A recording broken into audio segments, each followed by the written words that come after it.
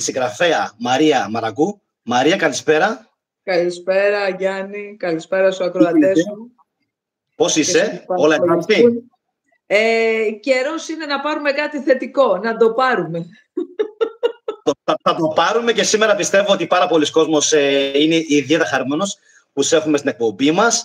Θα ξεκινήσω με τα βασικά, γιατί πάρα πολλοί κόσμος θα μας παρακολουθήσει σήμερα, οπότε πρέπει να τους τα πούμε αυτά τα πράγματα, να κάνουν εγγραφή στο κανάλι σου, το οποίο το έχω καρφιτσώσει αυτή τη στιγμή στην ζωντανή μας συνομιλία με τους υπόλοιπους του καναλιού. Επίσης, να τους πω να κάνουν like στη σημερινή εκπομπή.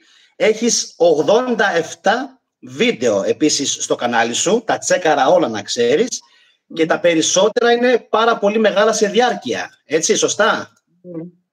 Συνήθως τα βίντεο είναι, θα λέγαμε, σεμιναριακοί κύκλοι. Δεν είναι απλά βίντεο, γι' αυτό είναι μεγάλα. Δεν μπορώ να κάνω εγώ κάτι πάρα πολύ σύντομο, παρόλο που το έχω προσπαθήσει. Το λιγότερο που έχω καταφέρει είναι 40 λεπτά, ας πούμε. Έτσι είμαι και εγώ. Και πάρα πολλοί μου λένε τι είναι αυτά και μεγάλες εκπομπές. Ναι, αλλά τους λέω δεν με ρωτάτε καθόλου αν είναι εύκολο, πόσο κουράζομαι, ότι πολλές φορές στεγνώνει ο λαιμός μου και ξεμένα από στάλιο. Να ολοκληρώνεις το θέμα, να το ολοκληρώνεις και να το τεκμηριώνεις. Όχι μόνο να λες, ας πούμε, να δείχνεις τις αποδείξεις. Ακριβώς. Ενδιάμεσα, επειδή η σημερινή εκπομπή, να πω σε όλους τους τηλεθεατές, θα είναι πάρα πολύ μεγάλη. Λογικά θα διαρκέσει πάρα από μισή ώρα και ίσως και παραπάνω. Ενδιάμεσα μπορεί να κάνω ένα stop προκειμένου να ενημερώνω το κοινό έτσι πού βρισκόμαστε και τι έχουμε πει μέχρι στιγμής.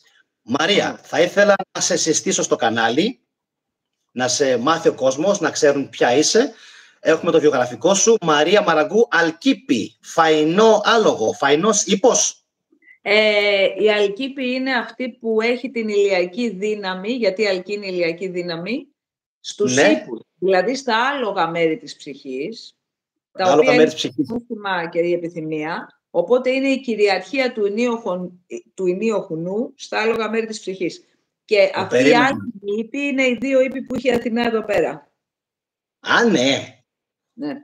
Θεωρώ ότι είναι αυτό γιατί η φρόνηση που αντιπροσωπεύει η Αθηνά κυριαρχεί πάνω στα άλογα μέρη της ψυχής. Γι' αυτό εμείς λέμε άλογο, δεν έχει λογική. Πήραμε τον τύπο του Πλάτωνος που παρουσιάζει στο Φέδρο και το είπαμε άλογο γιατί αντιπροσωπεύει τα άλογα μέρη της ψυχής. Οπότε ο νους είναι ένας ενίοχος και η φρόνηση που δίνει η Αθηνά είναι αυτή που χρησιμοποιεί ο νους. Είναι φορά του νου η φρόνηση, φορά και νόησης, λέει στον Κρατήλο. Οπότε αυτή κυριαρχεί πάνω στα άλογα μέρη της ψυχής και τα κάνει άλκημα, δηλαδή να έχουν την ηλιακή δύναμη μέσα τους. Τέλεια. Τέλεια. Εξού και το όνομα. Λοιπόν, γεννήθηκες στον Κορυδαλό Αττικής το 1960. Τελείωσες με άριστα τη Σχολή Χημικών Μηχανικών του Εθνικού Μετσόβιου Πολυτεχνείου το 1983. Ό,τι δεν ισχύει μου το λες ή το διορθώνουμε, και έκανες μεταπτυχιακές σπουδές στον Καναδά, παρακαλώ, στον τομέα των πολυμερών, με υποτροφία από το Εθνικό Συμβούλιο Ερευνών της χώρας, National Research Council. Ισχύει, σωστά, έτσι, μέχρι εδώ? Σωστά. Το 86 πήρες μάστερ στη χημική μηχανική από το Πανεπιστήμιο McGill του Μόντρεαλ και συγχαρητήρια. Γνωρίζεις αγγλικά και γαλλικά και από το 1988, μετά την επιστροφή σου από τον Καναδά, ασχολείσαι επαγγελματικά με τη διδασκαλία της αγγλικής γλώσσας. Άλλο και αυτό. Ασχολιόμουν. Τώρα τέλος. Εντάξει, γιατί τώρα έχουμε κι άλλα, έτσι, έχουμε και τη συγγραφή. Λοιπόν, τέλεια. Έχει συγγράψει ένα πρωτοποριακό τετράτομο έργο με θεματική ανάλυση της αγγλικής γραμματικής, αυτό δεν το ήξερα μέχρι σήμερα, με τίτλο Applied Grammar in Use.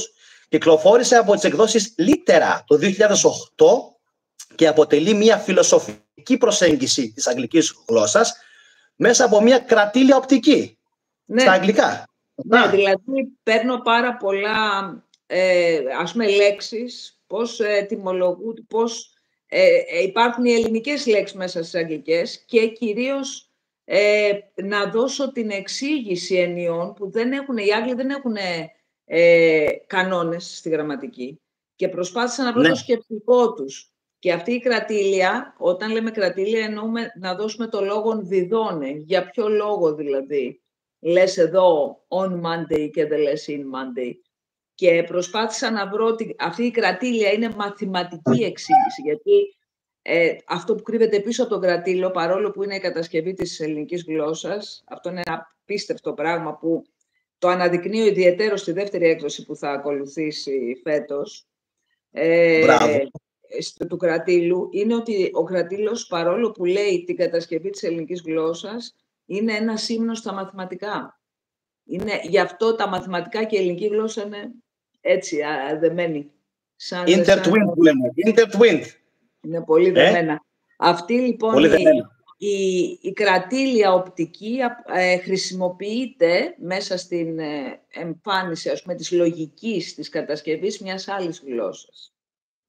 Οι Άγγλοι το μεταξύ παραπονιούνται. Γιατί να έχετε αρσενικό, γιατί θηλυκό, γιατί ουδέτερο, τι σπαστική που είστε εσείς. Έχω διαβάσει πολλά βιβλία γλωσσολογικού ενδιαφέροντος και χτυπιούνται συνέχεια. Γιατί να είναι έτσι, γιατί να λένε οι Γερμανοί der Baum, γιατί να είναι der Baum, γιατί να είναι, ξέρω εγώ, das Kind, το παιδί, γιατί να έχει δηλαδή άρθρο μπροστά. Και στα ελληνικά. Προσπαθείς να εξηγήσεις ένα της πρώτης δημοτικού τα μαθηματικά του λυκείου. Δεν γίνεται να καταλάβει τι είπα να πει κλείνουμε ονόματα, τι είπα να πει έχουμε άρθρα. Είναι πολύ χαμηλό επίπεδο. Πολύ χαμηλό επίπεδο.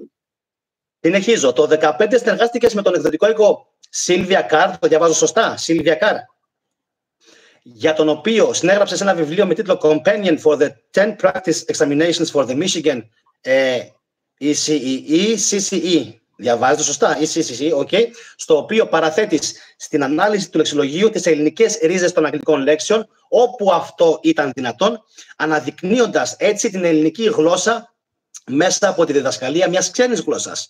Με τη μελέτη της φιλοσοφίας ασχολείσαι συστηματικά από το 1994, δηλαδή 30 χρόνια, με ιδιαίτερη εστίαση στα θέματα της ελληνικής γλώσσας και των κωδίκων που κρύβει, θέματα που θα πιάσουμε φυσικά και αργότερα στη σημερινή εκπομπή, Μαρία.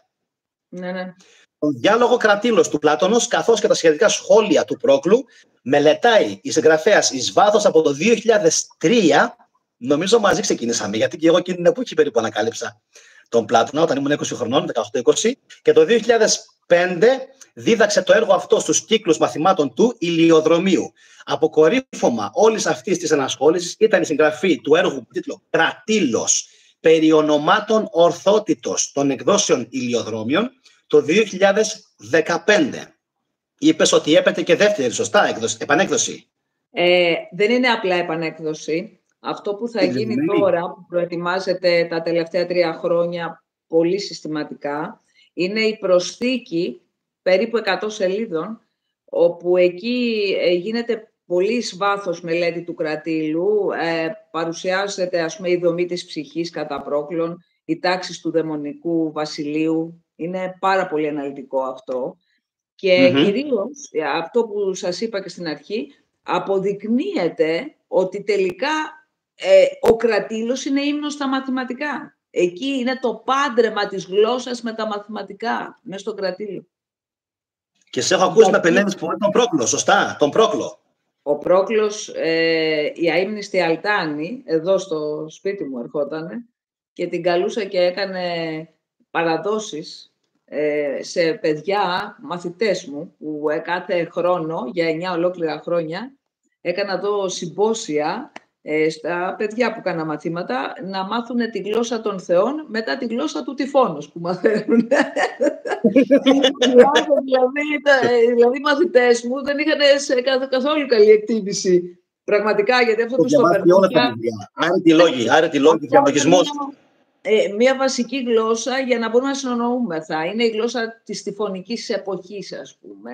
Όπως τα ανακατεύει όλη αυτή, έτσι όλη η εποχή εδώ, η τυφωνική, τα ανακατεύει. Γι' αυτό την ονομάζω γλώσσα του τυφώνους. Γλώσσα του τυφώνους. Και την Αλτάνη, όπως και άλλους συγγραφείς, και παρουσίασαν στα παιδιά το μεγαλείο της ελληνικής γλώσσας. Εκεί, λοιπόν, πρωτοάκουσα εγώ Πρόκλο, πρωτοάκουσα ετυμολογία. Ενώ είχα διαβάσει Πλάτωνα, δεν είχα μπει τόσο βαθιά στις δονήσεις αυτές. Και γι' αυτό, επειδή στο τέλος κατέληξα να ετυμολογήσω τον Όμηρο και να τον αποκωδικοποιήσω μέσα από την ετυμολογία, ενθουσιάστηκε η Αλτάνη και είμαι η μόνη που έγραψε πρόλογο στο βιβλίο μου. Και είναι πολύ συγκινητικό αυτό και με τιμάει, γιατί θυμόταν δηλαδή η Αλτάνη 3 χρόνια πριν μας φύγει από τη ζωή, 2,5, που πήγα να την βρω να τη ζητήσω να μου προλογίσει το βιβλίο, το πόσο ωραία αισθανόταν που ήταν 25 παιδιά γύρω, ας πούμε, και εκείνη τους μιλούσε για την ελληνική γλώσσα, εδώ μέσα στο σαλόνι, εδώ πέρα. Δηλαδή, εγώ μέσα από τη διδασκαλία της αγγλικής ποτέ δεν έπαψα να τους κάνω ενέσεις ελληνικότητος. Να τους τσιγκλάς. Έτσι. Και έτσι πρέπει. Για να συνεχίσω. Αν κανείς μπορεί να αναρωτηθεί κανείς, καλά, πόσο από χημικός μηχανικός εσύ έκανες αγγλικά. Επειδή, και να το ξέρουμε και οι τηλεθεατές, χτυπήθηκα πάρα πολύ με θανάτους στο σπίτι μου και μου διαλύθηκε, όχι μόνο ο μπαμπάς μου, η μαμά μου, και όλο μου το σόι, και μου είχε μείνει ένας αδελφός και μια γιαγιά, ήθελα πας θυσία να κάνω μια οικογένεια για να έχω ανθρώπους γύρω μου να με αγαπάνε, να τους αγαπάω, και επέλεξα να εγκαταλείψω καριέρα για να αφοσιωθώ πλήρως στα παιδιά και να τους μεταδώσω όλη αυτή την ελληνικότητα και την λατρεία και της πατρίδας και τις αρχές και το ήθος, να μην τα πετάξω σε μια babysitter. Οπότε έπρεπε να κάνω κάτι μέσα στο σπίτι μου. Και βρήκα να κάνω αγγλικά, γιατί θα μπορούσα να κάνω οποιαδήποτε μαθηματικά, φυσική, χημεία, αλλά τα αγγλικά ήταν προτάσεις φιλενάτων μου από το Λύκειο. Λέει να μην τα πάμε τώρα τα παιδιά στα φροντιστήρια, δεν αναλαμβάνεις εσύ που ήρθες από τον Καναδά. Και ουδέν μονιμότερον του προσωρινού. Μπράβο. Και έτσι είμαστε στο σήμερα. Πίστευτο. Ναι. Για κάποιο λόγο έγινε αυτό, γιατί αν ακολουθούσα καριέρα δεν θα ασχολιόμουν με τη γλώσσα. Όλα γίνονται για κάποιο λόγο και ιδίως τα δυσάρεστα. Ιδίως τα δυσάρεστα. Το έχεις αναλύσει και πολλές φορές στο βίντεο που έχω παρακολουθήσει. Να συνεχίσω. Δεν είναι κακό να μηγές καλού. Δεν είναι κακό να μηγές καλού. Ακριβώς. Λοιπόν, άρθρα σου σχετικά με την ελληνική γλώσσα και τη φιλοσοφία, καθώς και ερμηνευτικές αναλύσεις ποιημάτων του Οδυσσέα Ελίτη έχουν δημοσιευτεί στο περιοδικό Ορανθέα. Με τον Όμηρο ασχολείσαι συστηματικά από το 2008, εστιάζοντας στην ετυμολογική ανάλυση των λέξεων κυρίως της Οδύσσιας. Και τώρα πάμε στα βιβλία σου. 6 βιβλία μέχρι στιγμής βλέπω, σωστά? Μετά τον Κρατήλο, ναι. Είναι 6 με τις εκδόσεις Κάκτος τώρα. Πάμε. Λοιπόν, 1. Οδύσσια, το κοσμικό ταξίδι της ψυχής. Σωστά. Εξαντλημένο από τον Κάκτο. Ελίτης και ορφισμός. Να πω ότι είναι η δεύτερη έκδοση εξαντλημένη και τώρα θα πάμε για την τρίτη έκδοση. Από τον Νοέμβριο. Ωραία. Θα εξαντληθεί η δεύτερη έκδοση, πάμε για την τρίτη. Ελίτης και ορφισμός. Κώδικες μοίησης του Ομήρου. Επίσης εξαντλημένο είναι το Διόνυσος, ο Θεός και ο άνθρωπος, το οποίο πέρσι νομίζω το είχαμε μιλήσει στο Λιτόχωρο. Ή κάνω λάθος? Είναι εξαντλημένος ο Διόνυσος. Δεν νομίζω. Αλήθεια. Ο Διόνυσος είναι εξαντλημένος από τον Κάκτο. Και επίσης άλλα 2 βιβλία. Ελευσίνα μυστήρια, η οδός της θέωσης του ανθρώπου, διαθέσιμο, και από τον Οδυσσέα του Ομήρου, στον Οδυσσέα Ελίτη, επίσης από τις εκδόσεις Κάκτος. Είναι πολύ συγκινητικό, γιατί από αυτά τα 6 βιβλία, τα 2 είναι σε δεύτερη έκδοση, το ένα θα πάει για τρίτη έκδοση. Τώρα από ό,τι ακούω και ο Διόνυσος είναι εξαντλημένος. Δεν το είχα πληροφορηθεί από εσένα, ακούω, φαντάσου. Τίποτα, παρακολουθώ όλα. Είναι πολύ συγκινητικό το πόσο έχει αγκαλιάσει ο κόσμος όλο αυτό. Γιατί πιστεύω, δεν το λέω πραγματικά, δεν είναι για μένα ή να πω ότι τα γράφω καλά κτλ. Είναι ότι τεκμηριώνεται οτιδήποτε λέγεται και αυτό το προσλαμβάνει ο κόσμος, ότι είναι σοβαρό. Δεν είναι κάτι που εγώ το σκέφτομαι έτσι και το λέω έτσι. Έτσι ακριβώς. Αυτό είναι πάρα πολύ σημαντικό. Να τεκμηριώνεις ότι λες, και το βλέπετε και από τα βίντεό μου. Δηλαδή πάντα έχω το αρχαίο κείμενο. Απλά, όπως μου λέει και ο Λεκάκης, έχεις τη συνδυαστική ικανότητα. Δηλαδή, λέω, έτσι το είπε ο Πλάτωνας, να ο Ορφέας πως το λέει, να ο Όμηρος πως το λέει, αλλά είναι ενιαία η ορθικοπυθαγόρια πλατωνική, νεοπλατωνική γραμμή. Δεν είναι αυτό που μας λέει, που μας λένε πολλοί να κατακαιρματίσουν, ότι άλλα έλεγε ο Αριστοτέλης, άλλα έλεγε, ξέρω εγώ, ο Πλάτωνο. Είναι δοχεία όλοι μεταξύ τους είναι. Εκ του πονηρού. Ναι. Σωστά. Ακριβώς. Και 2 πράγματα να πω για το κανάλι σου, γιατί πρέπει και αυτό να το θέσουμε. Ανάδειξη της ελληνικής γλώσσας ως διασυμπαντικού κώδικα μέσα από την ανάλυση της ετυμολογίας. Το ξαναλέω για τον κόσμο που δεν ξέρει, ετυμολογία είναι για μένα, το θεωρώ επιστήμη. Επιστήμη του να καταλάβουμε τον νομοθέτη που έχει ποιήσει αυτή τη γλώσσα, που την έχει δημιουργήσει, γιατί είναι δημιουργοί αυτοί οι άνθρωποι, έτσι. Όλα αυτά δεν μπορεί τυχαία να έγιναν. Μιλάμε για, εγώ πάντα λέω, εγκεφάλους. Άνθρωποι οι οποίοι δεν μπορούμε εμείς σήμερα να καταλάβουμε ποιοι κατήχαν τόση μεγάλη γνώση και δημιούργησαν και έπλασαν μια γλώσσα. Επίτρεψέ μου, Γιάννη, να πω, το λέω επανειλημμένως και στο κανάλι και σε όσες διαλέξεις κάνω, δεν είναι ανθρώπινη γλώσσα. Δεν είναι ανθρώπινη γλώσσα. Αυτό είναι πιο χοντρό και από μένα ακόμα που λες. Η γλώσσα είναι δοξμένη από θεία όντα, τα οποία υπήρξαν άνθρωποι και κατέβηκαν ως θεάνθρωποι. Αυτό το λέμε ήρωες. Ως θεάνθρωποι κάτω. Και αυτό είναι όλο το εξελικτικό ταξίδι της ψυχής, η πορεία της στην ψυχή, πως το σπήλο του Πλάτωνος. Βγαίνει ο άλλος έξω και οι άλλοι δεσμότες που είναι εδώ πέρα στο λαιμό τους και στα πόδια τους οι αλυσίδες, δεν καταλαβαίνουν ότι υπάρχει φως απ' έξω. Αυτός δεν μένει έξω. Ξανάρχεται να τους λέει «Ξυπνήστε ρε εκεί πέρα, από εδώ είναι το φως». Ένας τέτοιος είναι και ο δημιουργός της γλώσσας. Τάκ, που έρχεται. Και γι' αυτό και λες ότι είναι θεϊκή, η ελληνική γλώσσα. Θεϊκή. Έχει αυτή τη θεϊκότητα. Φυσικά. Άνθρωπος δηλαδή ο οποίος έφτασε στη θέωση και ξαναγύρισε πίσω να πει «Μπράβο, πάρτε αυτό. Είναι ένας οδηγός. Από θεία όντα αυτή, και αυτό το αναδεικνύει πολύ και ο Σπυρίδης, ο Χαράλαμπος, με την πολυετή ενασχόλησή του και στη μουσική και στα μαθηματικά και όλα αυτά και με τη γλώσσα, και λέει ότι... Ο Σπυρίδης είναι ο άνθρωπος, για όσους δεν ξέρουν, για το κοινό μας, ο Σπυρίδης είναι ο άνθρωπος, ο καθηγητής πανεπιστημίου που έκανε την ανάλυση του θρακικού ευρήματος. Αυτός είναι. Λέμε για τον ίδιο. Ναι, ο Σπυρίδης ο Χαράλαμπος. Ναι. Αν λέμε για τον ίδιο... Το θρακικό ευρήμα, το ξέρω για τη μελέτη που έχει κάνει, είναι καθηγητής πανεπιστημίου. Αν είναι ο ίδιος, είναι καταπληκτικός. Μιλάμε, έχω πάθει σοκ με ένα βίντεο του. Δεν το συζητάμε. Μαθηματικός εγκέφαλος. Και αυτός ίδρυσε 40 μουσικά σχολεία σε όλη την Ελλάδα κτλ. Έχει ασχοληθεί λοιπόν με την ελληνική γλώσσα, ότι είναι κάθε γράμμα αριθμός και νότα. Είναι η συχνότητα. Αριθμός και νότα. Άρα αυτός είναι. Ακριβώς. Λοιπόν, και έχει αποδείξει δηλαδή ότι είναι αδύνατο ένας ανθρώπινος εγκέφαλος να κάνει τόσες συνάψεις για να δημιουργήσει μια τόσο τέλεια δομημένη γλώσσα. Και είναι η ετυμολογία αυτή η οποία αναδεικνύει τη μεγαλοσύνη της γλώσσας. Και γι' αυτό και εγώ μέσα από την ετυμολογία ερμηνεύω τους κώδικες του Ομήρου.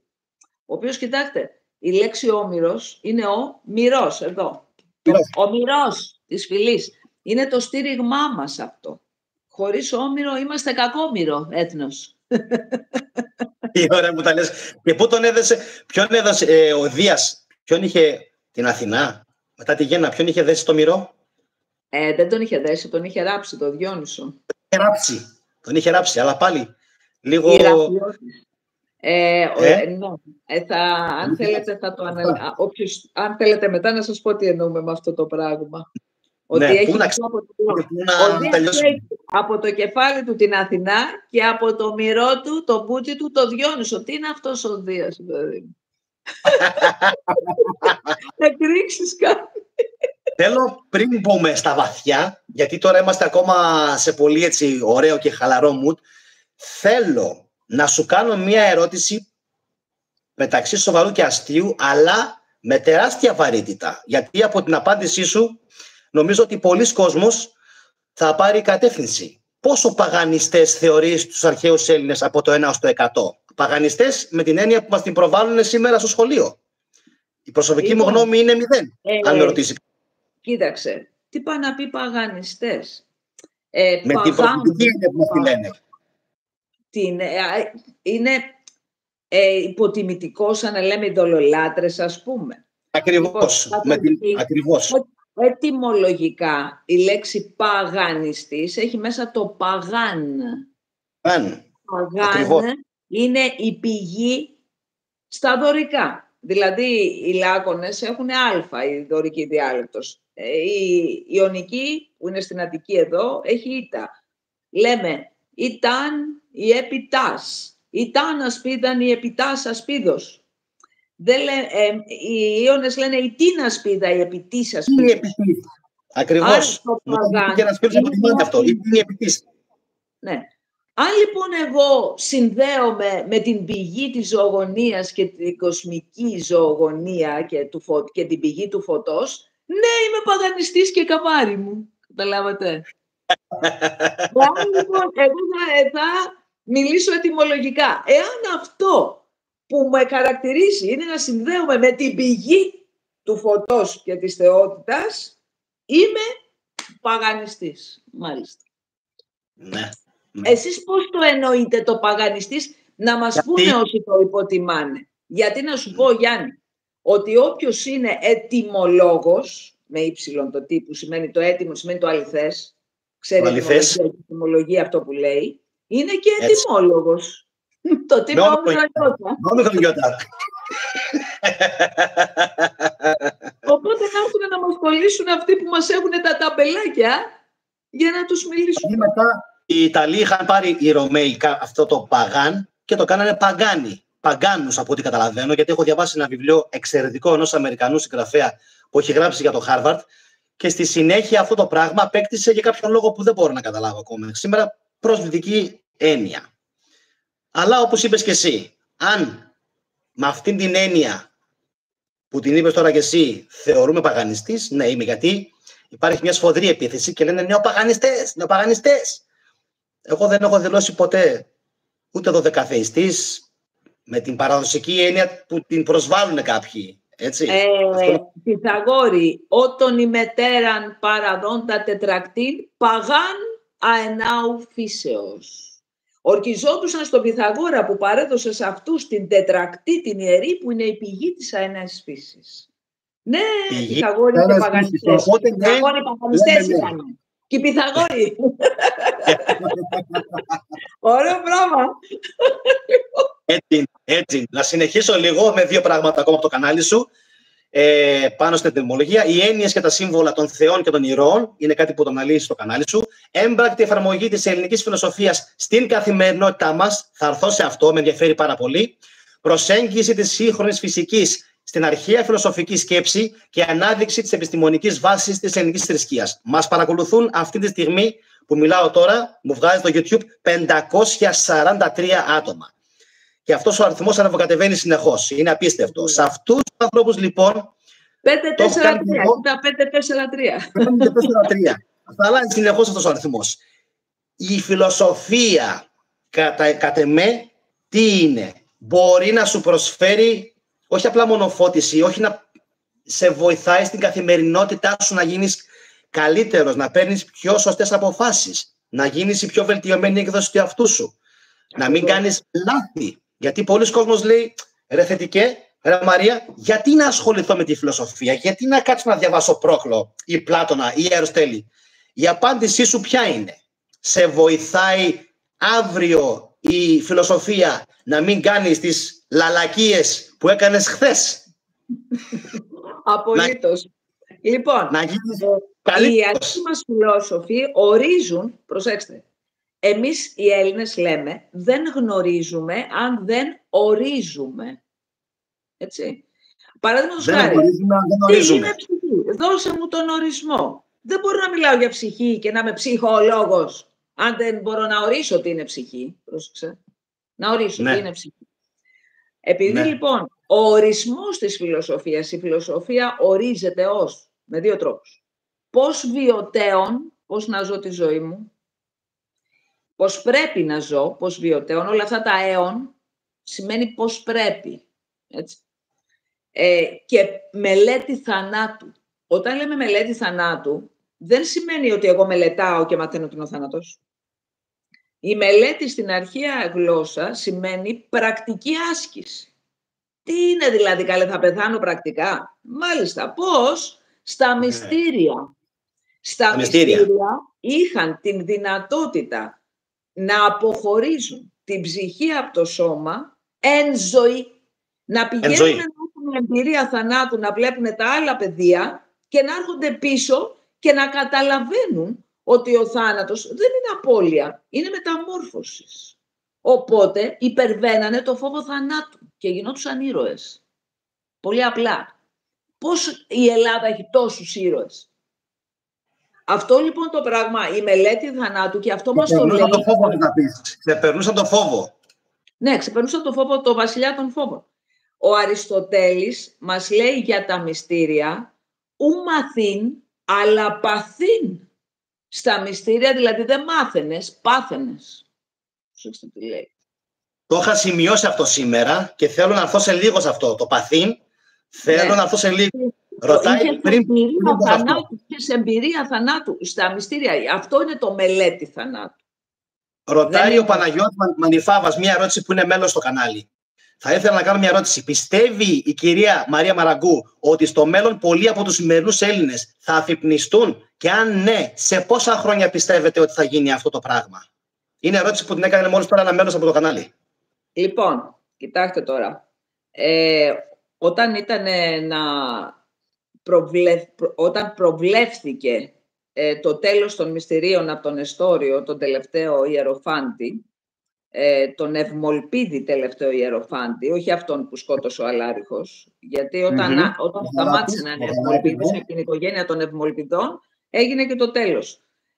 Όταν προβλέφθηκε λοιπόν, γιατί αυτοί φυσικά είχαν μαντικές ικανότητες, εννοείται, ότι έρχεται το τέλος των μυστηρίων, είπε ο Νεστόριος, η ανθρωπότητα μπαίνει στη μεγαλύτερη νύχτα. Δεν θα έχει φως χωρίς μυστήρια η ανθρωπότητα. Προσέξτε, επειδή τίποτα δεν είναι αιώνιο και επειδή αυτά γίνανε όταν είχαμε μπει, που λέμε, στους ιχθείς, ξέρετε, η γη κάνει αυτό που λέμε στροβοσκοπική κίνηση, κάνει αυτό. Σαν σβούρα. Δεν γυρνάει μόνο έτσι, κάνει έτσι, σαν μπαλαρίνα ας πούμε, σαν σβούρα. Και κάθε φορά δείχνει άλλο ζώδιο άξονας της, κάθε 2.000 περίπου 200 χρόνια. Η περίοδος των ιχθύων, που είναι το ζώδιο του Ποσειδώνος, είχε να κάνει με τον φόβο. Γι' αυτό και η θρησκεία που επιβλήθηκε λέει «μετα φόβου Θεού πίστεως και αγάπης προσέλθει». Το πρώτο που λέει. Αυτό λοιπόν η περίοδος των ιχθύων σηματοδοτείται με τον φόβο, δηλαδή πίστευσον εις εφωνεύω, χιλιάδες εκατομμύρια Έλληνες φαγιάστηκαν, επειδή τολμούσαν να υμνήσουν το Δία ή να κάψουν θυμίαμα, εντάξει, τελειώνει με τον φόβο, πάρε κοροναϊούς, πάρε διάφορα, να πυρηνικά αυτά θα γίνουν, να σε πάει εδώ πέρα. Άρα, εδώ μιλάμε ότι βιώνουμε εμείς το τέλος αυτής της περίοδου που ούτως ή άλλως κρατάει 2 με 2.200 χρόνια από τότε που ήρθε ο Αλάριχος το 396 μετά Χριστό. Εμείς το παίρνουμε από το 0 ας πούμε. Μέχρι τώρα είναι το 2 και κάτι. Είμαστε τα 150 χρόνια της μεταβατικής κατάστασης. Δεν υπάρχει περίπτωση μπαίνοντας στον υδροχώο, μπαίνουμε στον υδροχώο και θα αλλάξουν οι καιροί που λέει και το τραγουδάκι, ο υδροχώος τι σηματοδοτεί? Αυτός χαίει, εκεί εφορεύει η Ήρα. Η Ήρα είναι πάρα πολύ αυστηρή, δεν παίζει εδώ πέρα. Και ο υδροχώος είναι ζώδιο του αέρα. Και λες, μα αφού είχε είδωρ, πώς είναι ζώδιο του αέρα καλέ? Είναι λίγο περίεργο αυτό το πράγμα. Αυτή η περίοδος λοιπόν που θα βιώσουμε, το χαίο είδωρ σημαίνει έρχομαι σε ενσάρκωση, γιατί μέσα από το νερό έρχεται η ενσάρκωση και ο αέρας είναι η επικοινωνία. Δεν μπορώ εγώ να ακούσω χωρίς αέρα. Οπότε δεν δουλεύει ακοή. Μπράβο. Και το έχουμε βιώσει αυτό στις μέρες μας, πόσο εύκολη είναι η επικοινωνία. Μην μου πείτε ότι εμείς μπορούσαμε να κάνουμε αυτό το πράγμα με 500 και να μας παρακολουθούν πριν 20 χρόνια. Αυτά δεν γινόντουσαν. Άρα όλη αυτή η τεχνολογία διευκολύνει την επικοινωνία. Αυτή που είναι το ρόπαλο του Κύκλοπα, δηλαδή το όπλο του αυτού του επιτηρητή της παγκοσμιοποίησης, από αυτό λοιπόν κόβει ο Οδυσσέας και φτιάχνει το δικό του και τον τυφλώνει, τη δικιά του οργιά που τη λέει, αυτό που τύφλωσε τον Κύκλοπα, που τη λέει μοχλών στην Οδύσσια Γιώτα Ραψοδία. Εγώ δηλαδή χρησιμοποιώ τη δυνατότητα αυτή που μου δίνει η νέα τεχνολογία αντί να αποχαυνωθώ, να αφυπνιστώ. Και έρχομαι στο ερώτημα του φίλου. Δεν υπάρχει περίπτωση να μην γίνει με ταχύτητα φωτός η μετάδοση του αφυπνιστικού μηνύματος των Ελλήνων, και αυτό το βιώνω στο μεγαλείο του τα τελευταία χρόνια εγώ, όταν φτάνω να έχω μαθητές από την Τανζανία. Και λέω, ορίστε, ποια Τανζανία ρε παιδιά, δηλαδή στην Αφρική μ' ακούνε Έλληνες, στη Μελβούρνη, στο Σαν Φραντζίσκο, στη Φιλανδία, και λέω τι γίνεται εδώ πέρα. Και είναι πάρα πολύ συγκινητικό, παίρνω κάθε μέρα μηνύματα από Αγγλίες, από, τι να σου πω, μέχρι από Κίνα έχω πάρει. Δηλαδή μήνυμα από Έλληνες που είναι εκεί πέρα. Και το πόσο διψάει ο ελληνισμός που έχει διασπαρεί, δηλαδή είμαστε παιδιά σαν τις πίθες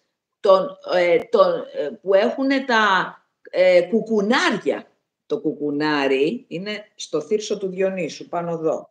Όταν πάρεις πίθα το κουκουνάρι, ξέρετε πώς πετάγεται σαν βόμβα, παπ, και γίνεται πυρκαγιά στο δάσος.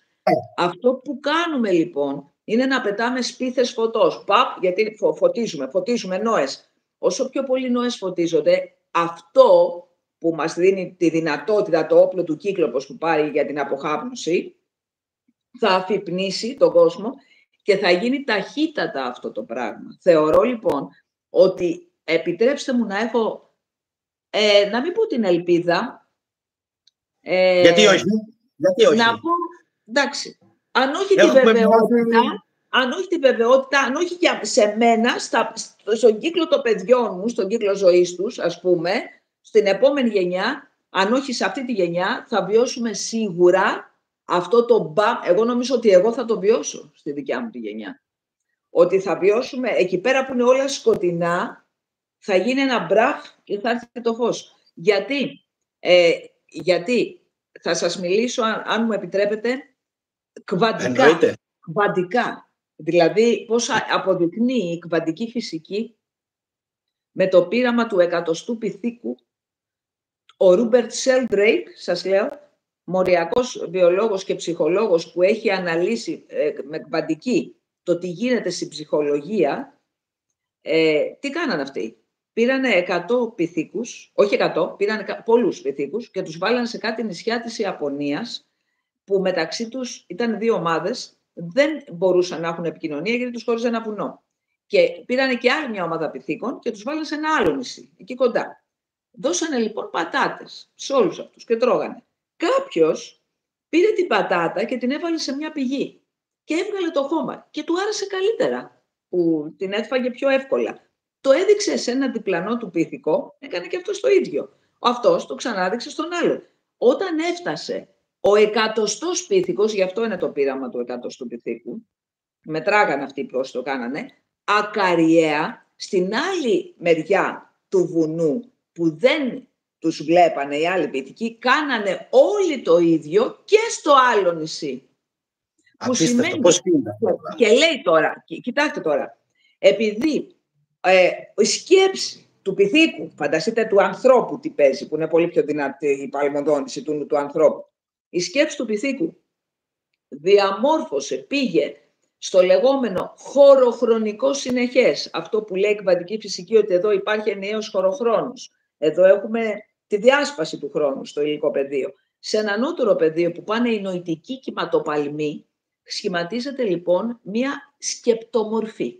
Αυτό το λέμε μορφικό πεδίο.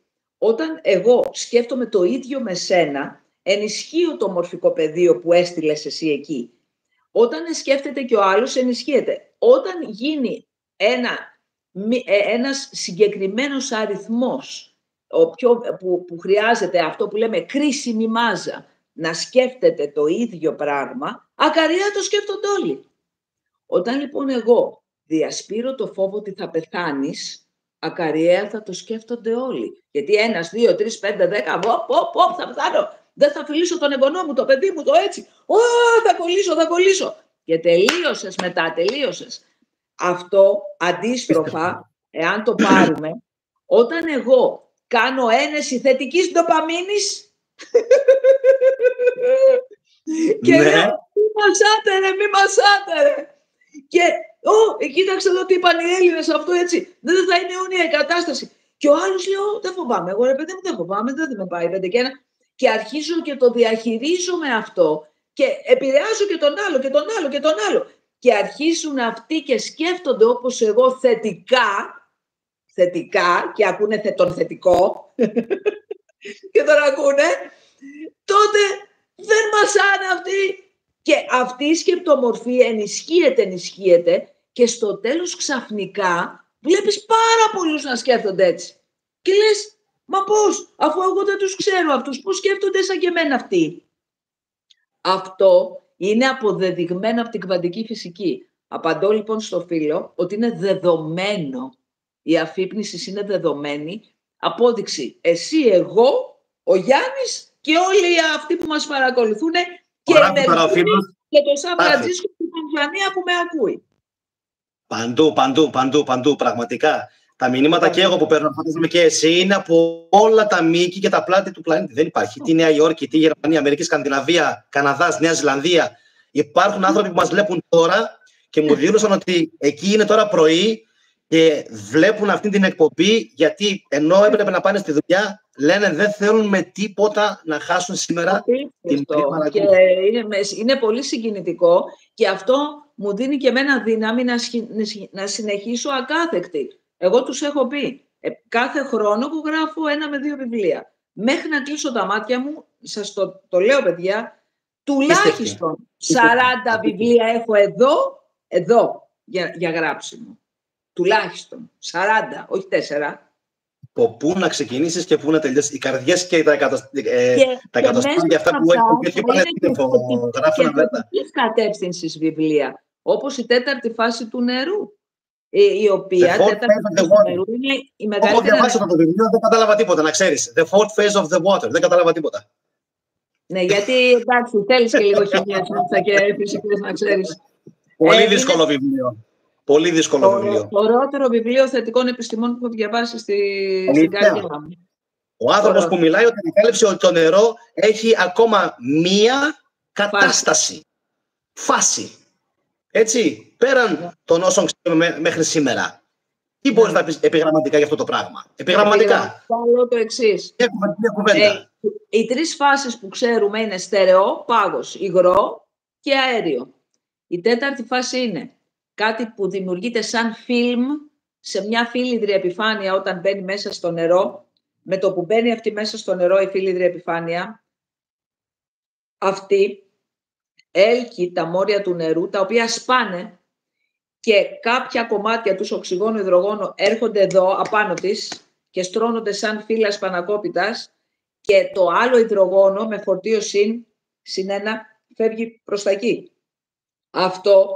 Αυτά που δομούνται εδώ γίνονται κυψελοειδώς, ακούτε, εξάγωνα κυψέλης και φορτίζονται αρνητικά, γιατί υπερισχύουν τα οξυγόνα σε φορτίο. Φορτίζονται αρνητικά. Η διεπιφάνεια, λοιπόν, αυτή η επιφάνεια που έχω μέσα στη δικιά μου επιφάνεια, αυτό το φιλμ που ακουμπάει, φορτίζεται αρνητικά και δίπλα είναι τα θετικά πρωτόνια, τα θετικά υδρογόνα. Αυτή εδώ, το πλήν από εδώ, το συν από εδώ, με την ηλιακή ενέργεια διατηρείται χωρίς να αποφορτιστεί έτσι. Η ηλιακή ενέργεια που διατηρεί τον διαχωρισμό των φορτίων λέγεται ζωή. Αυτό συμβαίνει μέσα στα κύτταρά μας, μέσα σε όλα τα κύτταρα των φυτών που κάνουν φωτοσύνθεση, μέσα σε οτιδήποτε έχει ζωή. Αυτό το πράγμα συμβαίνει και όταν στο θάνατο αυτά αποφορτίζονται. Γεια σας. Και υπάρχει δηλαδή η 4η κατάσταση του νερού μέσα μας. Βεβαίως. Και μέσα μας και έξω μας και παντού. Και σε κάθε κύτταρό μας είναι η φίλιδρη επιφάνεια αυτή. Και αυτό το πράγμα, το φιλμ, το λέμε 4η φάση του νερού, γιατί είναι κρυσταλλική δομή. Είναι υγρός κρύσταλλος. Η κρύσταλλη είναι στερεή. Δεν υπάρχει υγρός κρύσταλλος.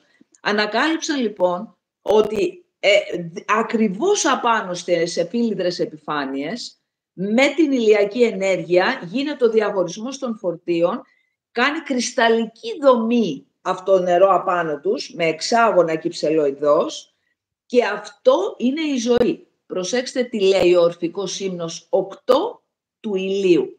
Νούμερο 8. Συνδέει τα άνω με τα κάτω. Κοιτάτε το 8.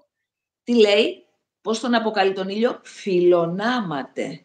Αγαπάς τα νάματα. Είσαι φίλιδρος. Τέταρτη φάση του νερού, με την ηλιακή ενέργεια διατηρείται η ζωή. Απίστευτο. Είναι δυνατόν? Εντάξει.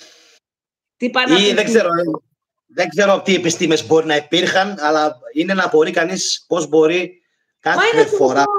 Αυτά που έχουμε, σας το είπα, δεν είναι ανθρώπινα, είναι θεϊκά. Είναι θεϊκά. Ο Ορφέας, ο Όμηρος, είναι τέτοιοι που έχουν έρθει κάτω. Είμαστε πάρα πολύ τυχεροί που μιλάμε τη γλώσσα των θεών. Των θεών και των αγγέλων. Αυτή είναι η γλώσσα. Προχθές έκανα μια νίκη στο κανάλι ότι όσο πιο καλά ελληνικά μιλάει ο λαός μας, τόσο αλλάζει μέχρι και το πνεύμα του. Ότι γινόμαστε διαφορετικοί. Μόνο με τη γλώσσα γινόμαστε καλύτεροι.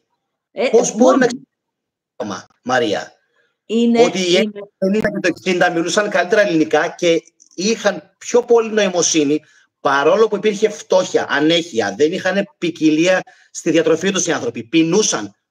Είχαν όμως τη γλώσσα και μόνο με τη γλώσσα είχαν καταφέρει να ανοίξουν τα φτερά τους και να πάνε στην Αμερική και να κάνουν τόσες μεγάλες καριέρες. Πώς?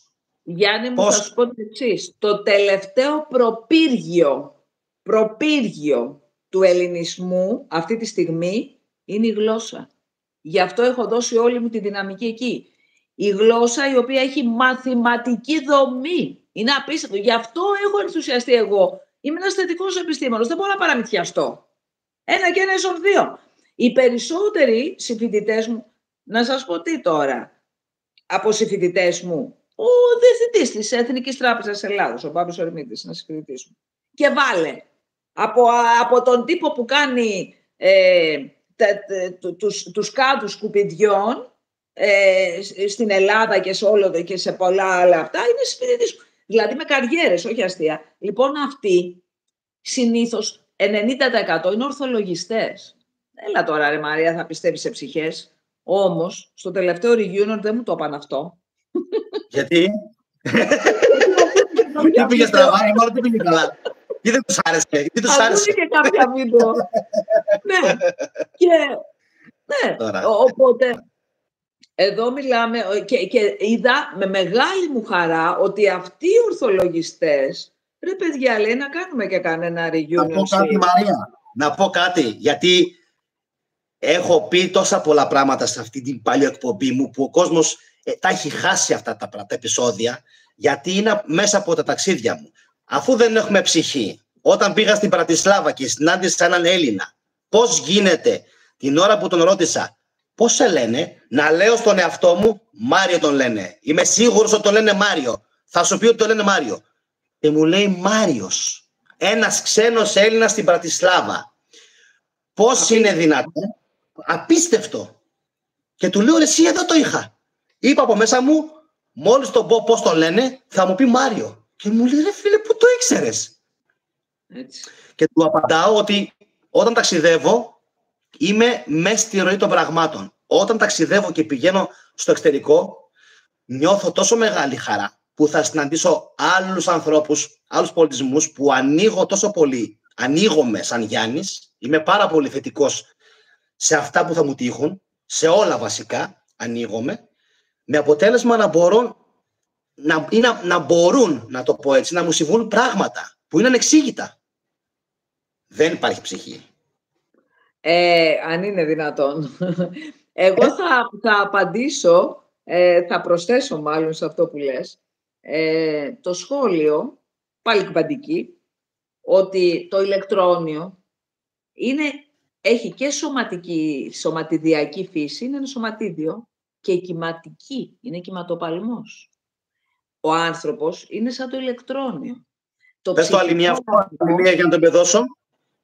Το ηλεκτρόνιο, το χημικό άτομο έχει ένα πυρήνα με τα πρωτόνια, γύρω-γύρω είναι τα ηλεκτρόνια, έτσι. Σαν το ηλιακό σύστημα, ας πούμε. Το ηλεκτρόνιο δεν είναι σωματίδιο μόνο. Είναι και κυματοπαλμός. Άλλες φορές έχει ιδιότητες σωματιδίου, άλλες κυματοπαλμού. Έτσι είναι και ο άνθρωπος, σαν το ηλεκτρόνιο. Έχω σώμα, έχω και νου που είναι κυματοπαλμός. Οι νοητικοί κυματοπαλμοί είναι τεραστίας δυναμικής. Το σώμα είναι πολύ περιορισμένο, αυτό το πράγμα. Αυτός ο νοητικός κυματοπαλμός σου πάει και βρίσκει το δικό του νοητικό κυματοπαλμό.